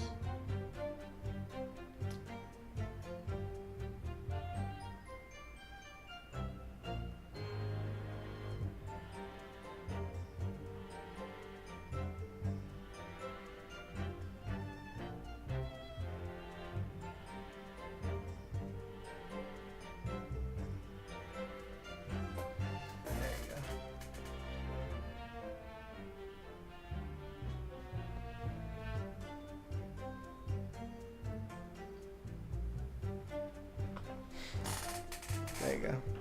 Well now, in order to open the meter, you have to unlock the padlock or remove the cover. But when I close the cover again, I stick a little beeswax seal on it, you see? A seal? The sort of thing you put on an envelope, you mean? Something like that, yes. Basically, you can't remove the cover again without breaking the seal. Let's see. There's a lot of people in this case now looking at it.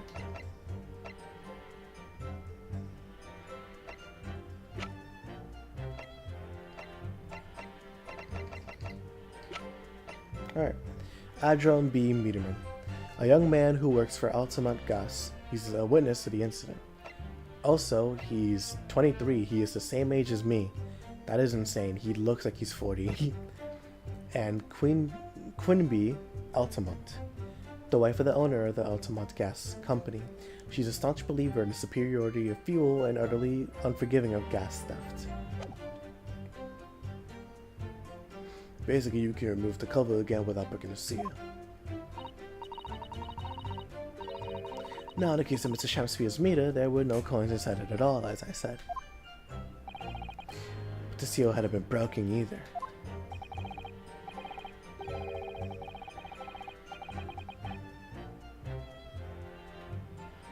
you go. So that would mean Mr. Shamspeare somehow managed to steal coins from inside the meter without opening it. It would seem so, but that would be impossible.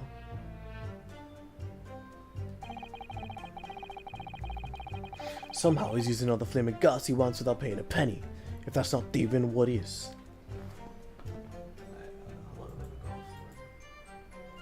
Made it to 2 hours. Somehow, someway, I made it to 2 hours. Alright, let me get some water before I continue.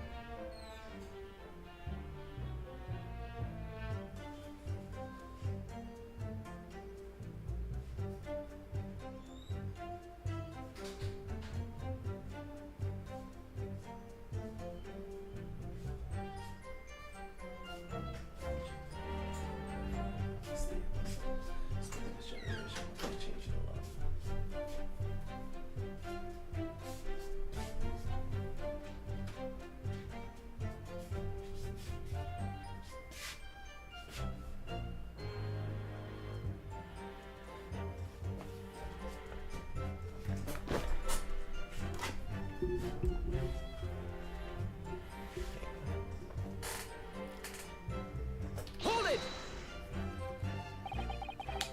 How do you know that he's using gas, though? Well, now since I started investigating this bloke, I've been to his room more than a few times. On every single occasion, his lamps have been blazing, and his stove pounding. So in the middle of the wet area, he still turns to me, sweat dripping down his cheeks, and says, "Get thee to a nunnery." Hamlet indeed. Duh, could wring the bloke's neck. I get all hot under the collar, but still, every time I open that flaming meter, it's empty. Use up with me on my salary too. What's wrong with the world? Where's the justice? How can Mr. Shamspeare possibly be stealing the money? I don't understand. Simple explanation is right before your eyes. What? A toast to you eventually realizing that the gasman could be an accomplice. You what? Good lord. Eminently plausible indeed.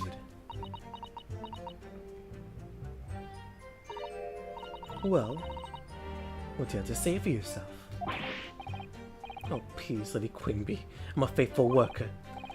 And besides, if the money us gasmen collect doesn't tally with how much gas has been used, you talk I'll pay by the same amount. So you'd be stealing money and only to have the same amount taken from your wages. Clearly that doesn't make any sense. Perhaps it's a case of losing the battle to win the war. No. I'm not gonna stir up the hornet's nest. If I want stealing from the company, I'll be finished. It would seem there is no evidence to support the claims of thievery made against the victim, because Mr. William Shamspeare is innocent. Pray, forgive me that shatters some illusion my learned Nibonese friend was clearly under.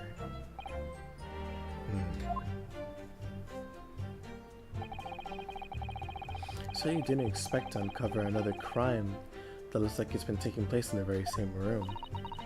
According to testimonies, only the meter in Mr. Shamspeare's room is under suspicion. It does seem as though perhaps it has nothing to do with the incident involving Mr. Tsumi. I know, it does seem that way, but the fact is, since I've been practicing law in England, I feel like I've encountered this at least once already. Cases that are interlinked. Oh. Might seem that two cases have nothing to do with one another at first, but in fact, they're intimately connected. Yes, we've experienced that before, haven't we? What if this is another instance? Perhaps, but we can't be sure of that yet. If the Altamont Gas Company has to investigate Mr. Shamspeare so earnestly, there must be something to it. But then, how has he been managing to steal their gas?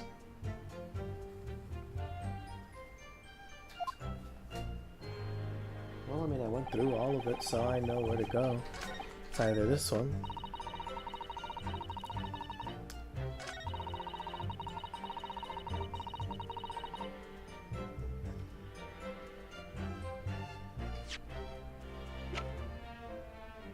Objection! There you go.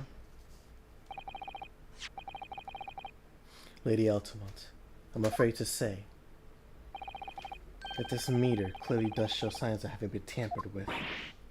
What?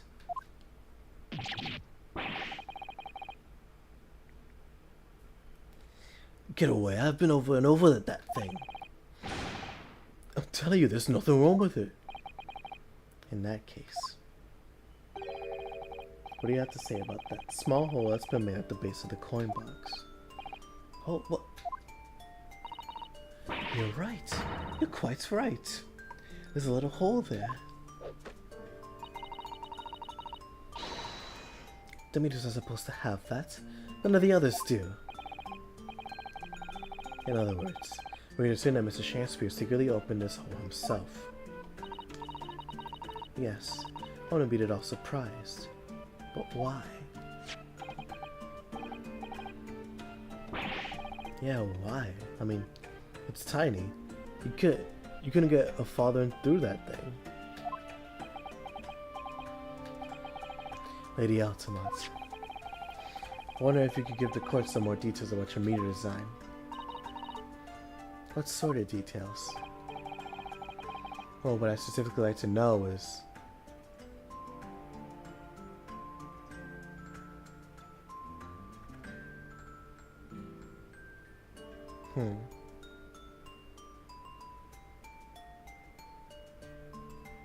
My guess would be this.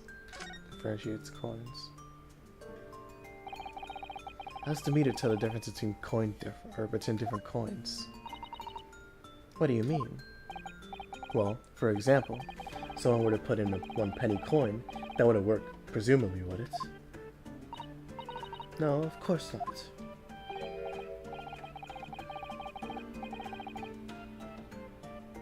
Oh, it was the wrong one. Well, so how does the meter know that the coin is that the coin has been fed is a threepenny bit? Ah, I see what you're getting at now. The meter tells coins apart by their shape and size, which includes their thickness. A threepenny bit is about 3/4 of an inch in diameter, you see. Other coins just won't fit. Ah, I see. It's clearly been very well thought out. The witness will amend her formal testimony with that information in case it's pertinent. As you wish, my lord.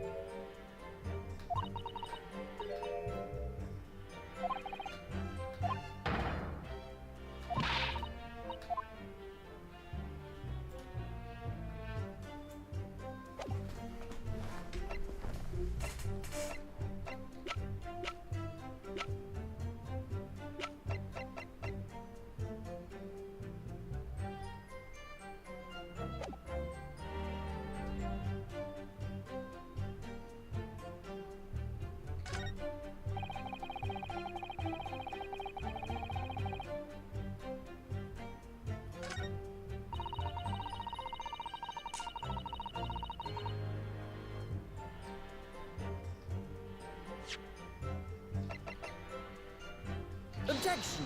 Nah, that's not right. Okay.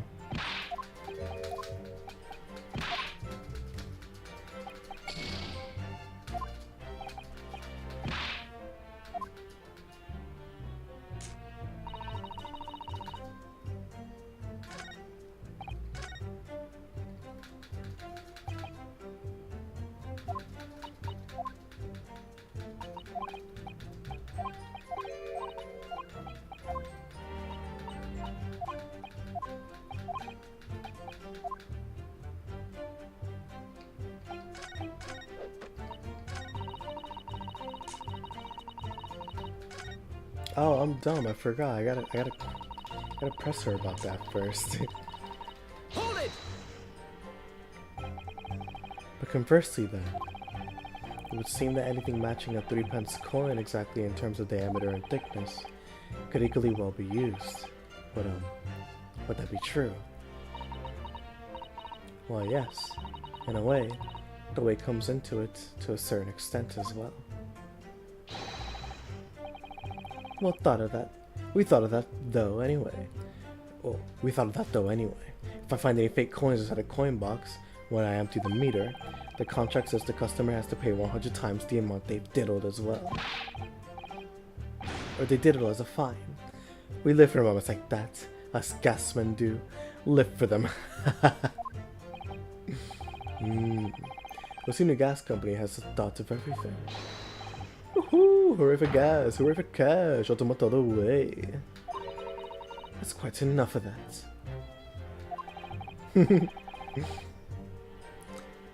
That animation's pretty adorable.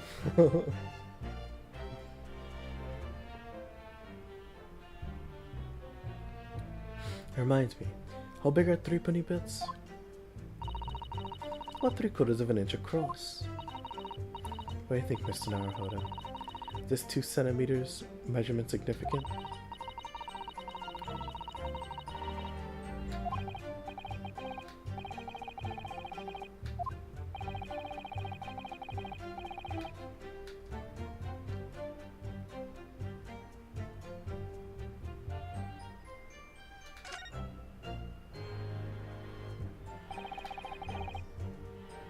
That was the other one, yeah. Okay, I see. Unlucky. How can the meter be dismantled? Dismantled? Yes, even if there are no signs of it having been forced. I'm wondering if perhaps rather than being broken open, it might have been taken apart. Well, yes, that does make sense. The padlocks are made by first-class locksmith from the finest quality steel. And the meter box itself is made from plate steel as well, welded shut to ensure it cannot be opened again. I can assure you it's quite impossible to dismantle it. Woohoo! Yeah, nothing leaks from that anti-malt meter. No coins, no gas, no nothing. This dude is a glazer, oh my goodness. I see.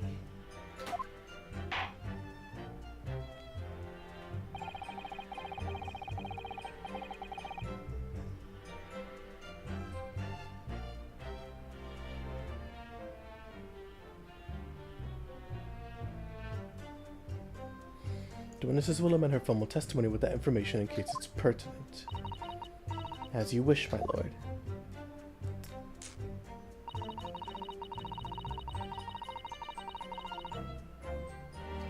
Hold it! Has anyone ever tried it? Oh yeah, they tried. Well, they've all given up before long. After all, if they actually broke the meter, the company will be able to take legal action. Yeah, that makes sense. I think, Mr. Naruhodo, is welded steel construction significant? Perhaps there's some other aspect of the meter's destruction that we should be focusing on.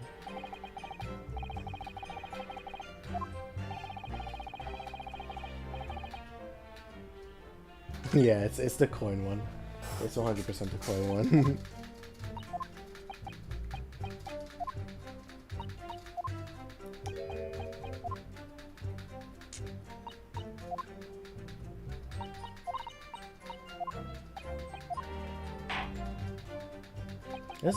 This is interesting now. I will give them this. The fact that some people can change their testimony depending on how you go about it. That's really interesting.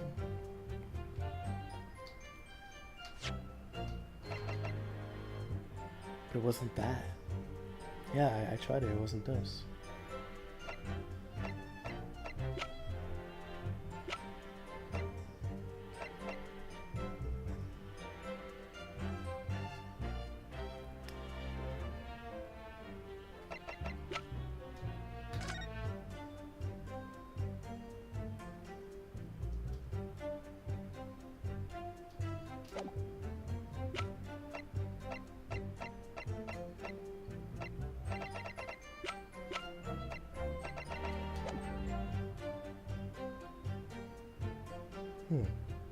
Maybe it was, huh?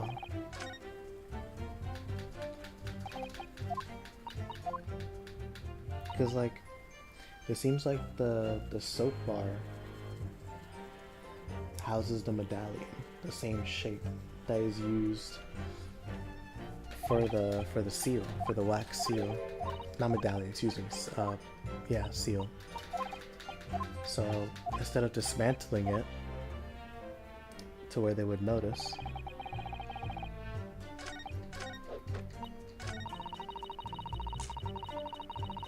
Yeah, I'm gonna try the other one. I'm gonna try the other one.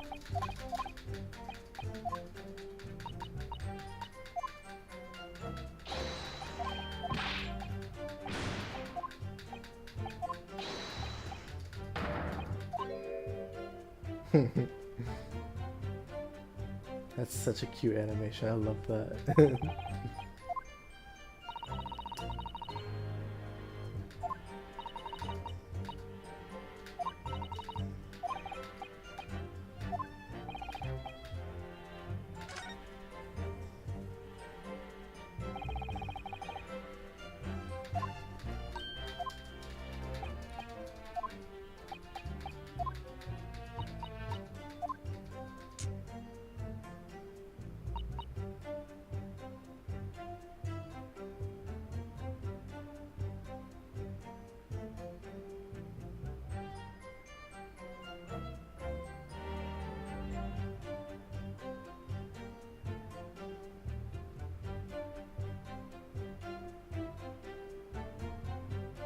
There you go.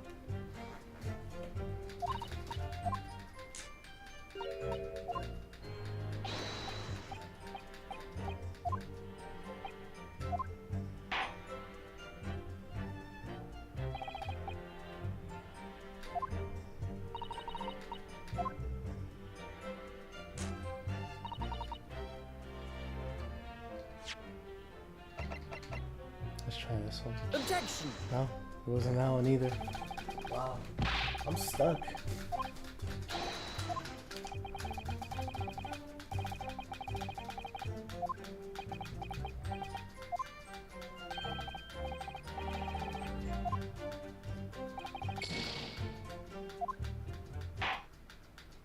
Yep, Sasaki's found guilty.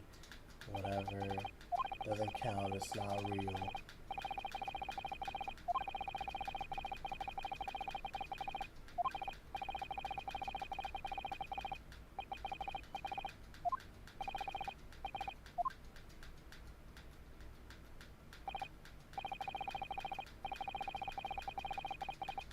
Guilty! Guilty. Guilty. It just takes Guilty. so long. Guilty. It takes so long. Guilty. Can you hurry up? Oh my goodness. I gotta start doing the safe points. It's ridiculous. Like, oh man, especially depending on where it sets me back.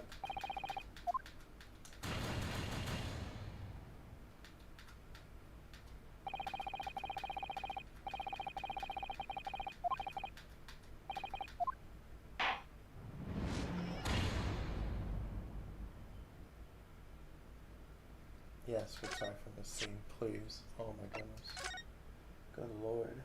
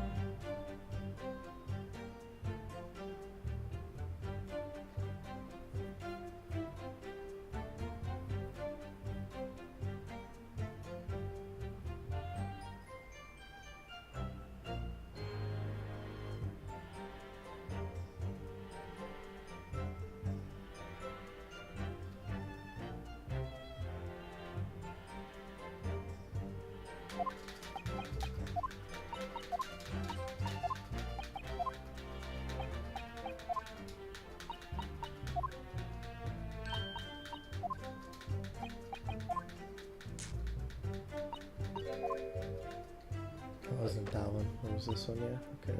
Hold it! Sorry, I'm not talking.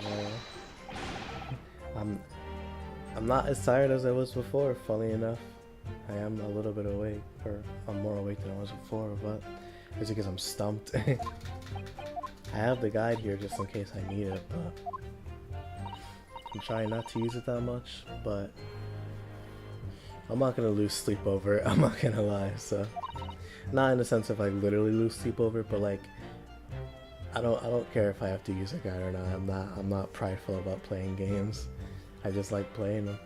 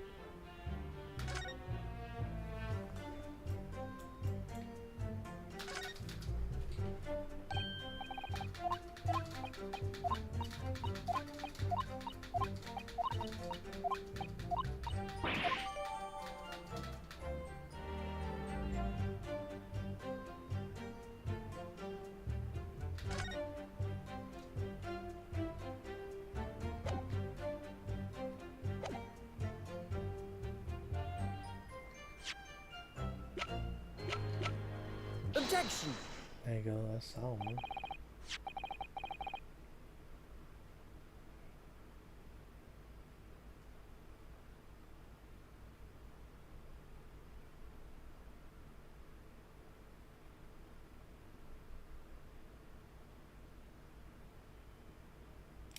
Okay, I see what I was missing. I was on the right track with the bar of soap.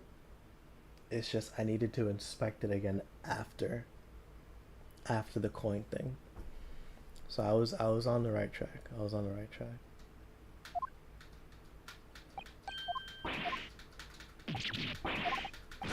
And also, I didn't have to change it. I should have just kept it the same when they asked me like, "Oh, do you think this is important or not?" And yeah, I should have just left it as the coin thing. But you know, whatever, you know.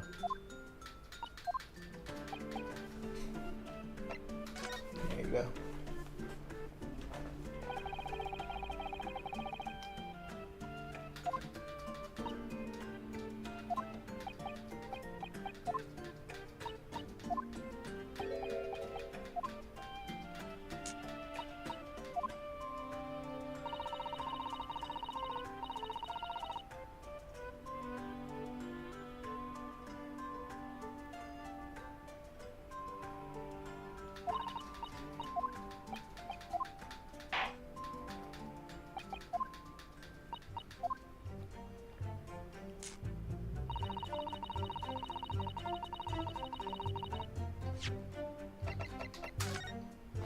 I inspected it before.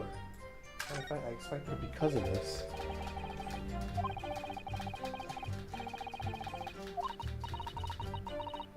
I just didn't have the right mindset with it. I did it for the meta one. I should have done it for the coin one.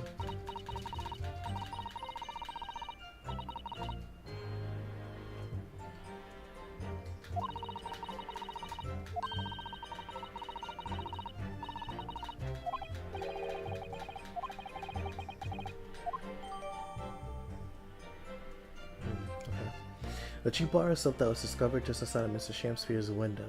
There's a 2-centimeter diameter circular depression in the middle of one surface. Objection! There you go. Let me just confirm something here. The diameter and thickness are to be correct. The meter would accept any object as if it were a threepenny bit. Is that correct? Yes, that is correct. Well, by something of a coincidence, while we were investigating Mr. Shamspeare's room,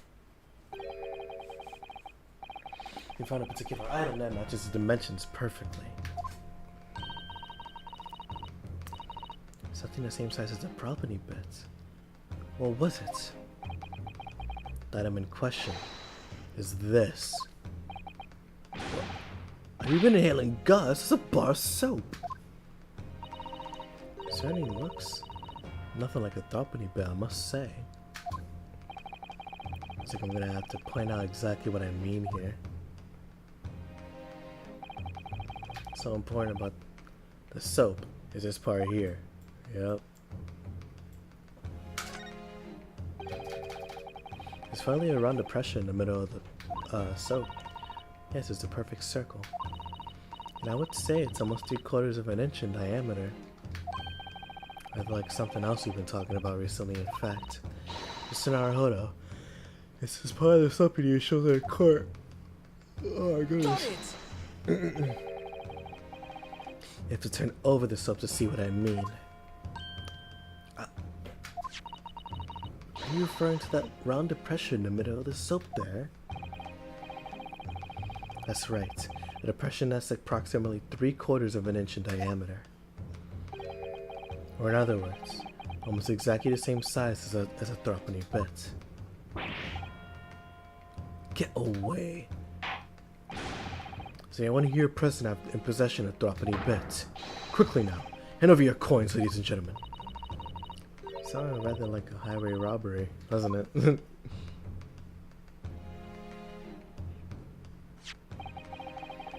Thanks to a kind member of the public in the gallery, I have here a threepenny bit.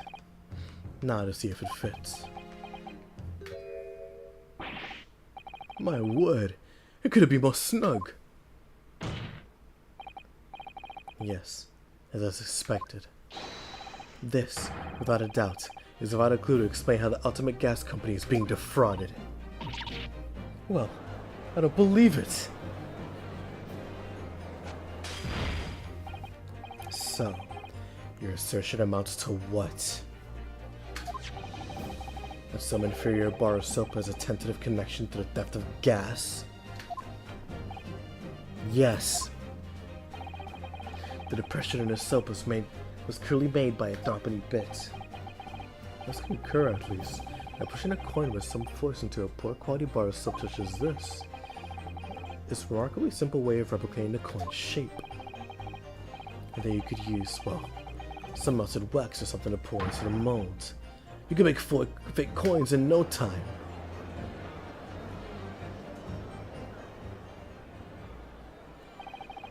This brings all the pieces of the puzzle together.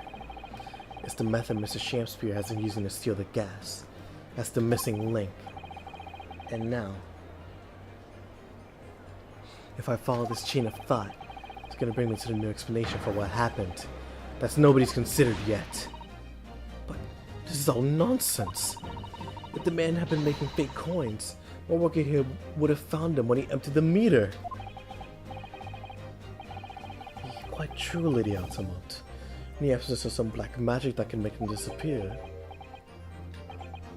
I see. That's who we're dealing with, is it? There's one form of black magic that could cause the fake coins to disappear in thin air, yes. Yes, exactly. And the meter here gives it away. What a... There are remnants of the magical method used visible on the gas meter taken from the victim's room. That is your assertion, counsel. The defense will identify these remnants of the courts at once.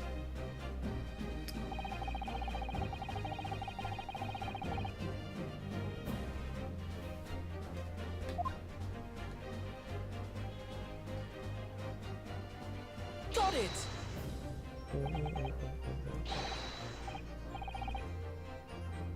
Oh my gosh.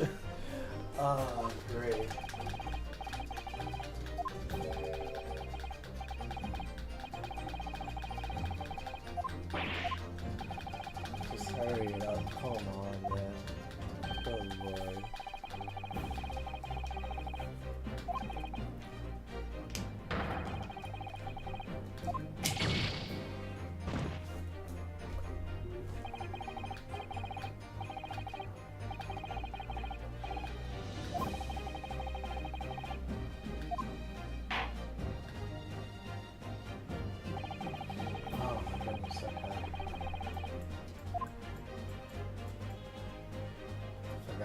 It's the seal that they put on it, the one that could potentially form from melting it. Got it! And I thought it was like, oh, you know, they melt it from the bottom and then somehow the wax forms. But no, the wax melts and then it goes out from the bottom. Yep, we found this bar of soap at the scene of the crime, just outside the victim's window. Outside? Yes, outside. Where you yourself, Mr. Meaderman, were loitering in a freezing winter air. That's where we found this soap. I get it. That's right. The answer, of course, is ice. Did you say ice? Mr. Shamspeare has been leaving soaps like this outside his window each evening, filled with water. After a night outside in the bitter cold, the water is completely frozen solid the next morning. Then he takes the fake coins of ice and feeds them into the gas meter, giving him light and warmth in space. As his room becomes very comfortably warm, the ice now inside the meter's coin box melts, turning back into water, and draining harmlessly away through the small hole made in the other side of the meter. That is how, without leaving any evidence of his wrongdoing, this man has been stealing Altamont gas.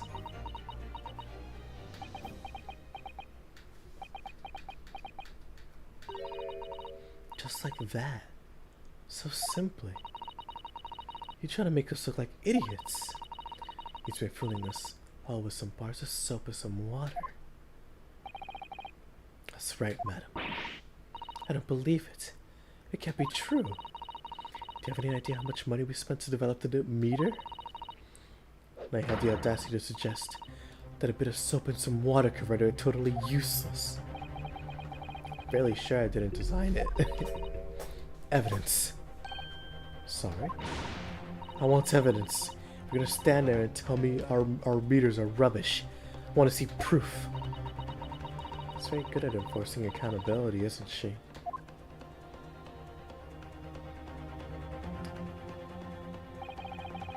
Very well, Lady Altamont. If you like evidence, I'll provide it. Mr. Naruhodo, are you saying you do actually have evidence to support this theory? I noticed a trace of something that bothered me a little bit ago. I have a feeling that this theory we've come up with now could explain it.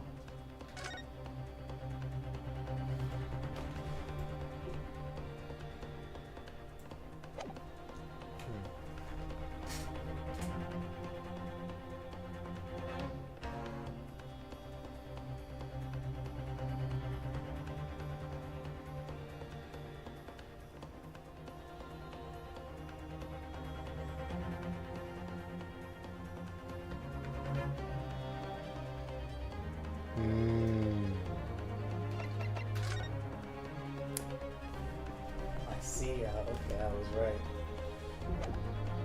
Alright. Take that!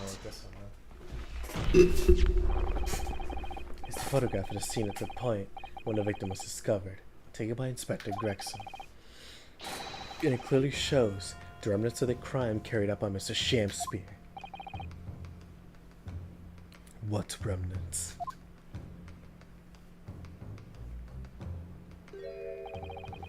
Here you can see the gas meter on the wall in Mr. Shamspeare's room. Now, look closely at the floorboards underneath the meter. What is that? It's a kind of grubby stain. Almost certainly. It's a water stain resulting from the liquid that drained out of the hole made in the meter. If one coil gives around 2 hours of gas usage, and the occupant was heating his room in all his waking hours, you can imagine he would have used around 10 of his fake coins each day. The melting ice inside the meter's coin box would have been dripping out almost instantly, or constantly, leaving a stain on the floor. This is awful. There's further evidence, too. Mr. Shamspeare slumped over his table, apparently having consumed strychnine. And right there next to him is a bar of soap, broken in half. You're right. It appeared to me then, Counsel, that the man was eating a soap, was he?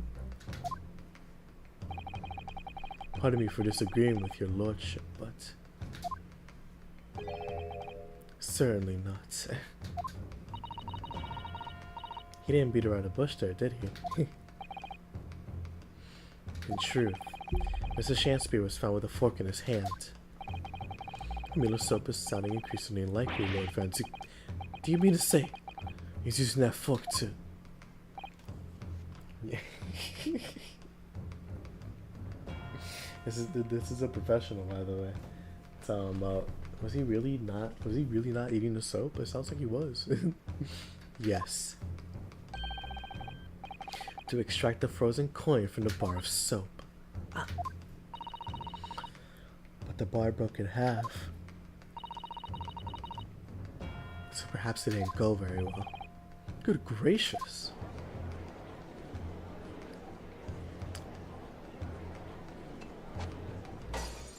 You didn't need to do that, man. And now you're gonna apologize, talking about pray, forgive, to discourtesy, whatever.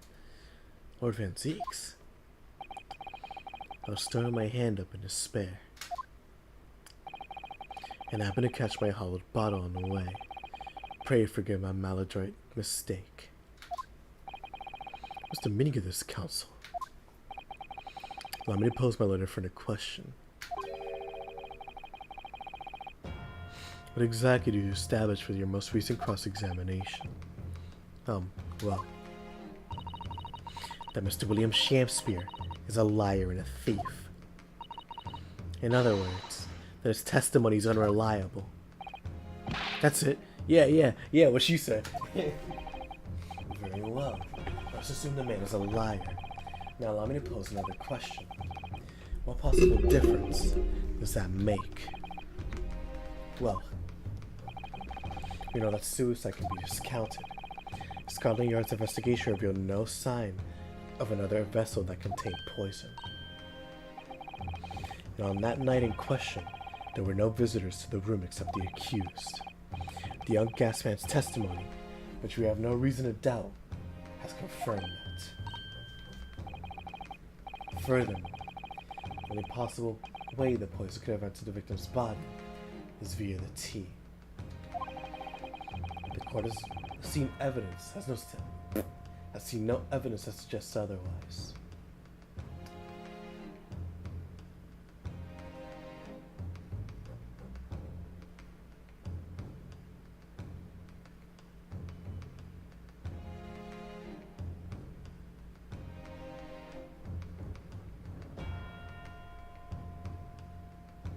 There you go.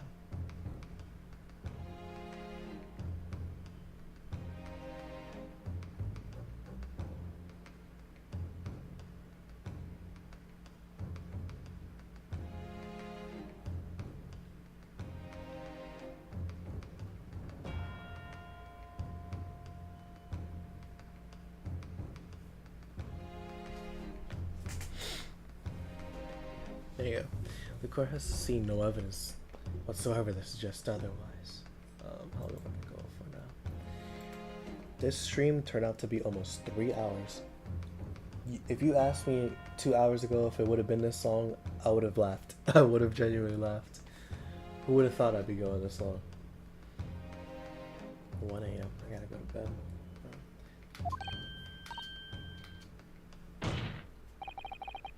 Even if William Shamspeare is the liar you claim him to be, these facts have been objectively established. There's no escaping it. Therefore, in light of these facts, The prosecution calls for immediate adjudication. You. What?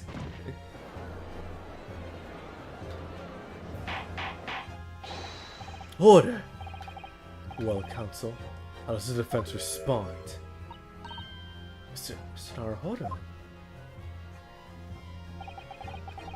What's the point of that last cross-examination? Did I actually get us anywhere? Did it make no difference at all? Like Lord Van Zeek says. Yeah, raise an objection. Of course it got us somewhere. No, this isn't over. The defense will not rest. What? But counsel, you successfully explained everything.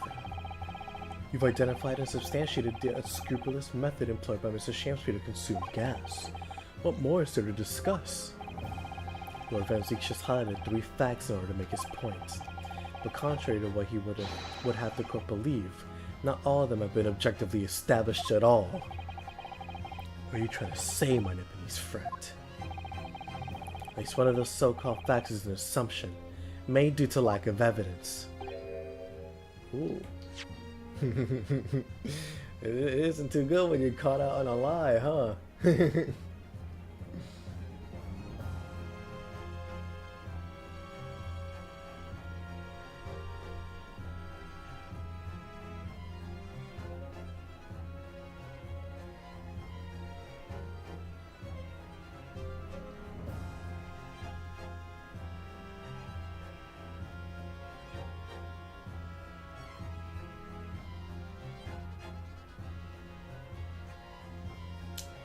Oh, yeah, that's true. Of course. Of course. That makes sense. Wow. The situation has changed now following the cross-examination of the latest witness to take a stand. Absurd. This is nonsense. Yes, with everything we learned so far together and consider it as a whole, it's clear. There's a question that we need to reconsider. Namely, was the poison in the tea?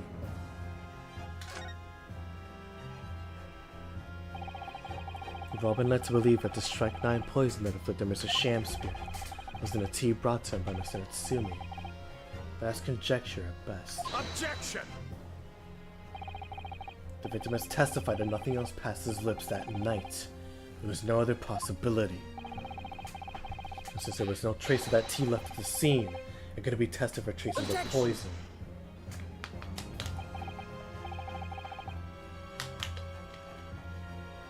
As I said, the situation has changed. Because in fact, some of Mr. Natsumi's tea was left at the scene. And a particular piece of evidence proves Objection! A ludicrous claim. Scotland Yard detectives investigated the scene exhaustively. What evidence are you suggesting they missed? The defense has made a bold claim indeed. Very well, counsel. Present your proof. What evidence from the scene of the crime can tell us about the nature of the defendant's tea? This. Take that!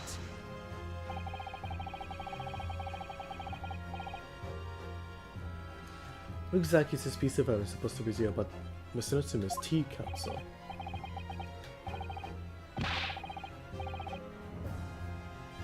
Or not? Great. Oh my goodness, wow. You know, the fact that something is left there.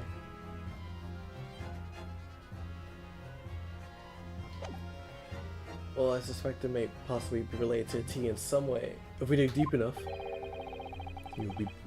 yeah, whatever.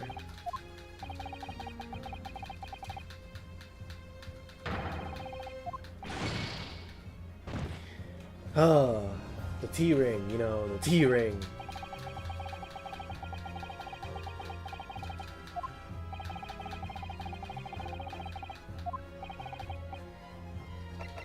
Goodness, man, I can't stand it.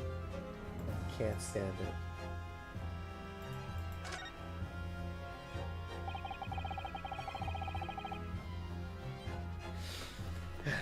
This would be the cup that Mr. Shamspeare was drinking from. It's stained on the inside. Tea does that, I'm afraid. Even green tea. Oh really? Never noticed that before. You never noticed? Well, I never leave it in the cup long enough to leave a mark. I like to gulp it down. Drink tea while it's hot. It's the Japanese way, isn't it? Oh dear. Some people seem to have the wrong idea about our culture. Most of them are Japanese.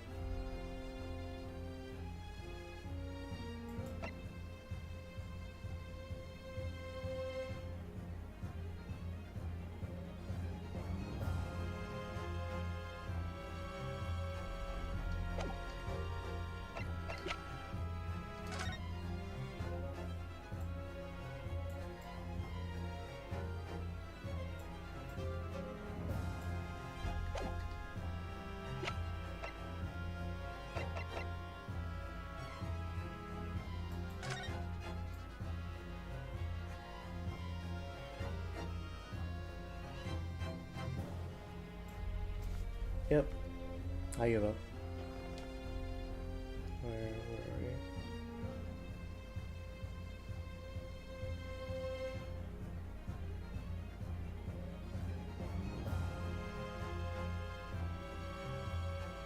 What? Alright, no, I was not gonna... Wow, I was not gonna be able to get that at all. My goodness. Okay, I won't spoil it for you guys, but that's clever. Really clever. But, Take that! I don't know how you're supposed to get that. Wow. Wait.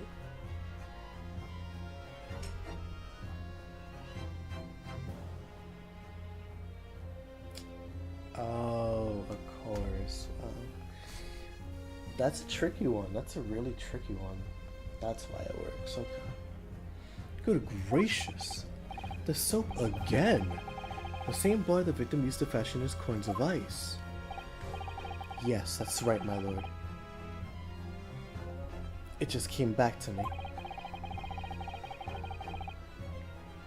Something about when we first found this bar of soap at the scene yesterday. It's more bars of soap. So, what are bars of soap doing lined up on a ledge outside of the window? I'm quite certain that we originally stumbled upon bars of soap. There was actually a frozen coin in each bar. So you discovered the gas thief's coin factory. Fascinating. In a way, yes. But there's more. The coins we found in the soap at the time were normal ice. There's something strange about them, you mean? Exactly. Something very obviously strange. They were red. The ice was red. No. You mean... That's right. It's obvious to me now. The fake coins in the soap were made from frozen tea. I was saying that. I remind the court of a statement made by Mr. Mitsumi earlier in his trial. That evening, yes, I take some freshly brewed tea with me when I visited Mr. Shamspeare's room as a gift. The public water pump outside always freezes at night, so I bought bottled water especially to make... He said this when I was falling asleep. Of course I didn't get it. Oh my goodness. I was delirious. And this is the result. I'll never touch tea again. Never.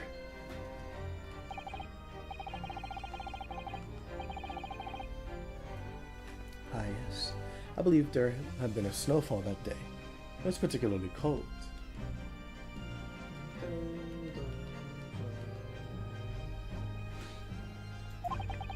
Sadly, on such occasions, the poorly constructed water mains on the east end are prone to freezing. So on the night in question, Mr. Shamspeare having no running water to use. was forced to use the tea brought by Mr. Natsumi in order to make his fake coins. My word.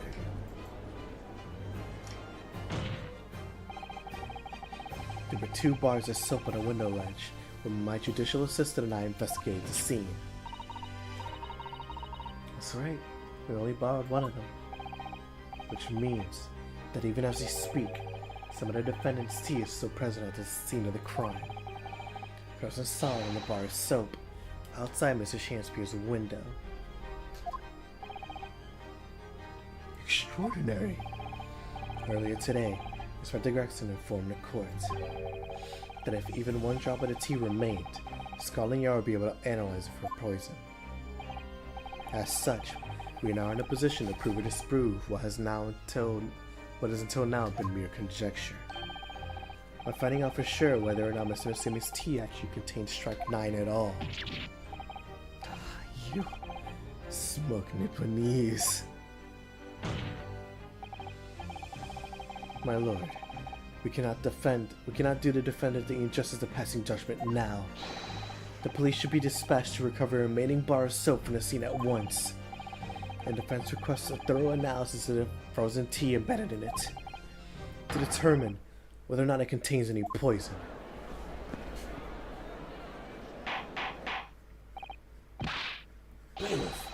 Bailiff, instruct the police to attend the scene at once. Yes, my lord, understood.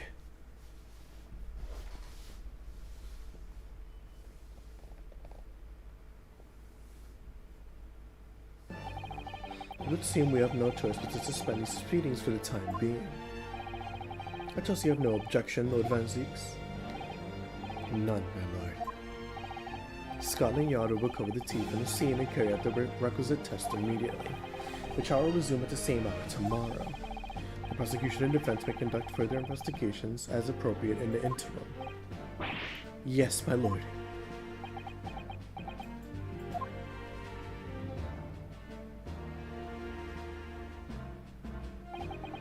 Well, we managed to scrape through somehow. Thank you, counsels. Court is adjourned until tomorrow.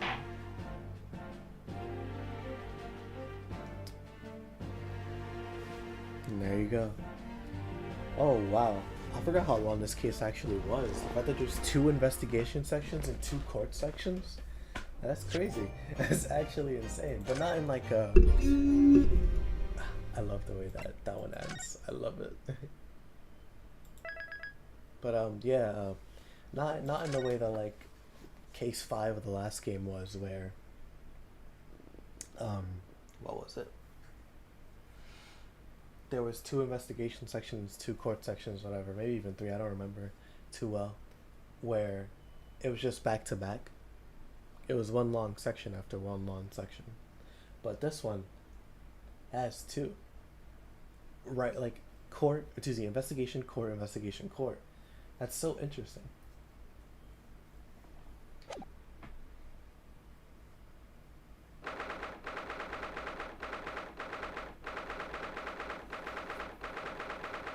Alrighty, but yeah, I am gonna stop here because I think it has been 3 hours now.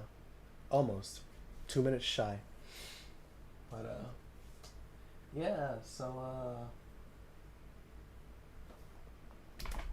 that's that. I haven't even heard whether I sound intelligent or not intelligent, not legible either. What's the phrase? I forgot what it's called, but if people can understand me, because I was pretty delirious, I'm not gonna lie. Let me see. I'm gonna try to listen like an hour in, see if that works. Do want to hear it. I can't scrap the...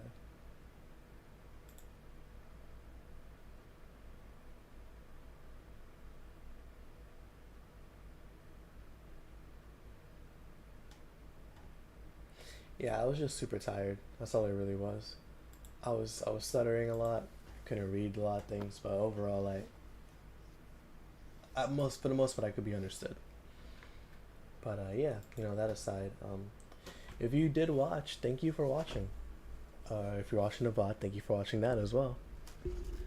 But you know, back with the Ace Attorney stream after 2 weeks. It's been a long time, but we will. And now with the Ace Attorney video coming out tomorrow, or I guess today, not the way that you look at it.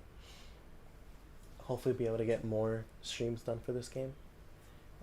I do have a video planned, but it's gonna take me a lot longer, not because of the video length itself, but because of life stuff outside of that. I have to do some things, so I'm gonna try to stream in between that, but video progress is definitely gonna be slow because I gotta focus on some things outside of YouTube for a bit, so I don't, you know, what's the word? So I don't sink. There you go. Which sucks, but it's how life is, right? It's how life is. But yeah, thank y'all so much for watching. Hope y'all enjoyed, and see y'all in the next stream. And watch out for the video when it drops tomorrow. Can't wait for you guys to see it. Till then, though,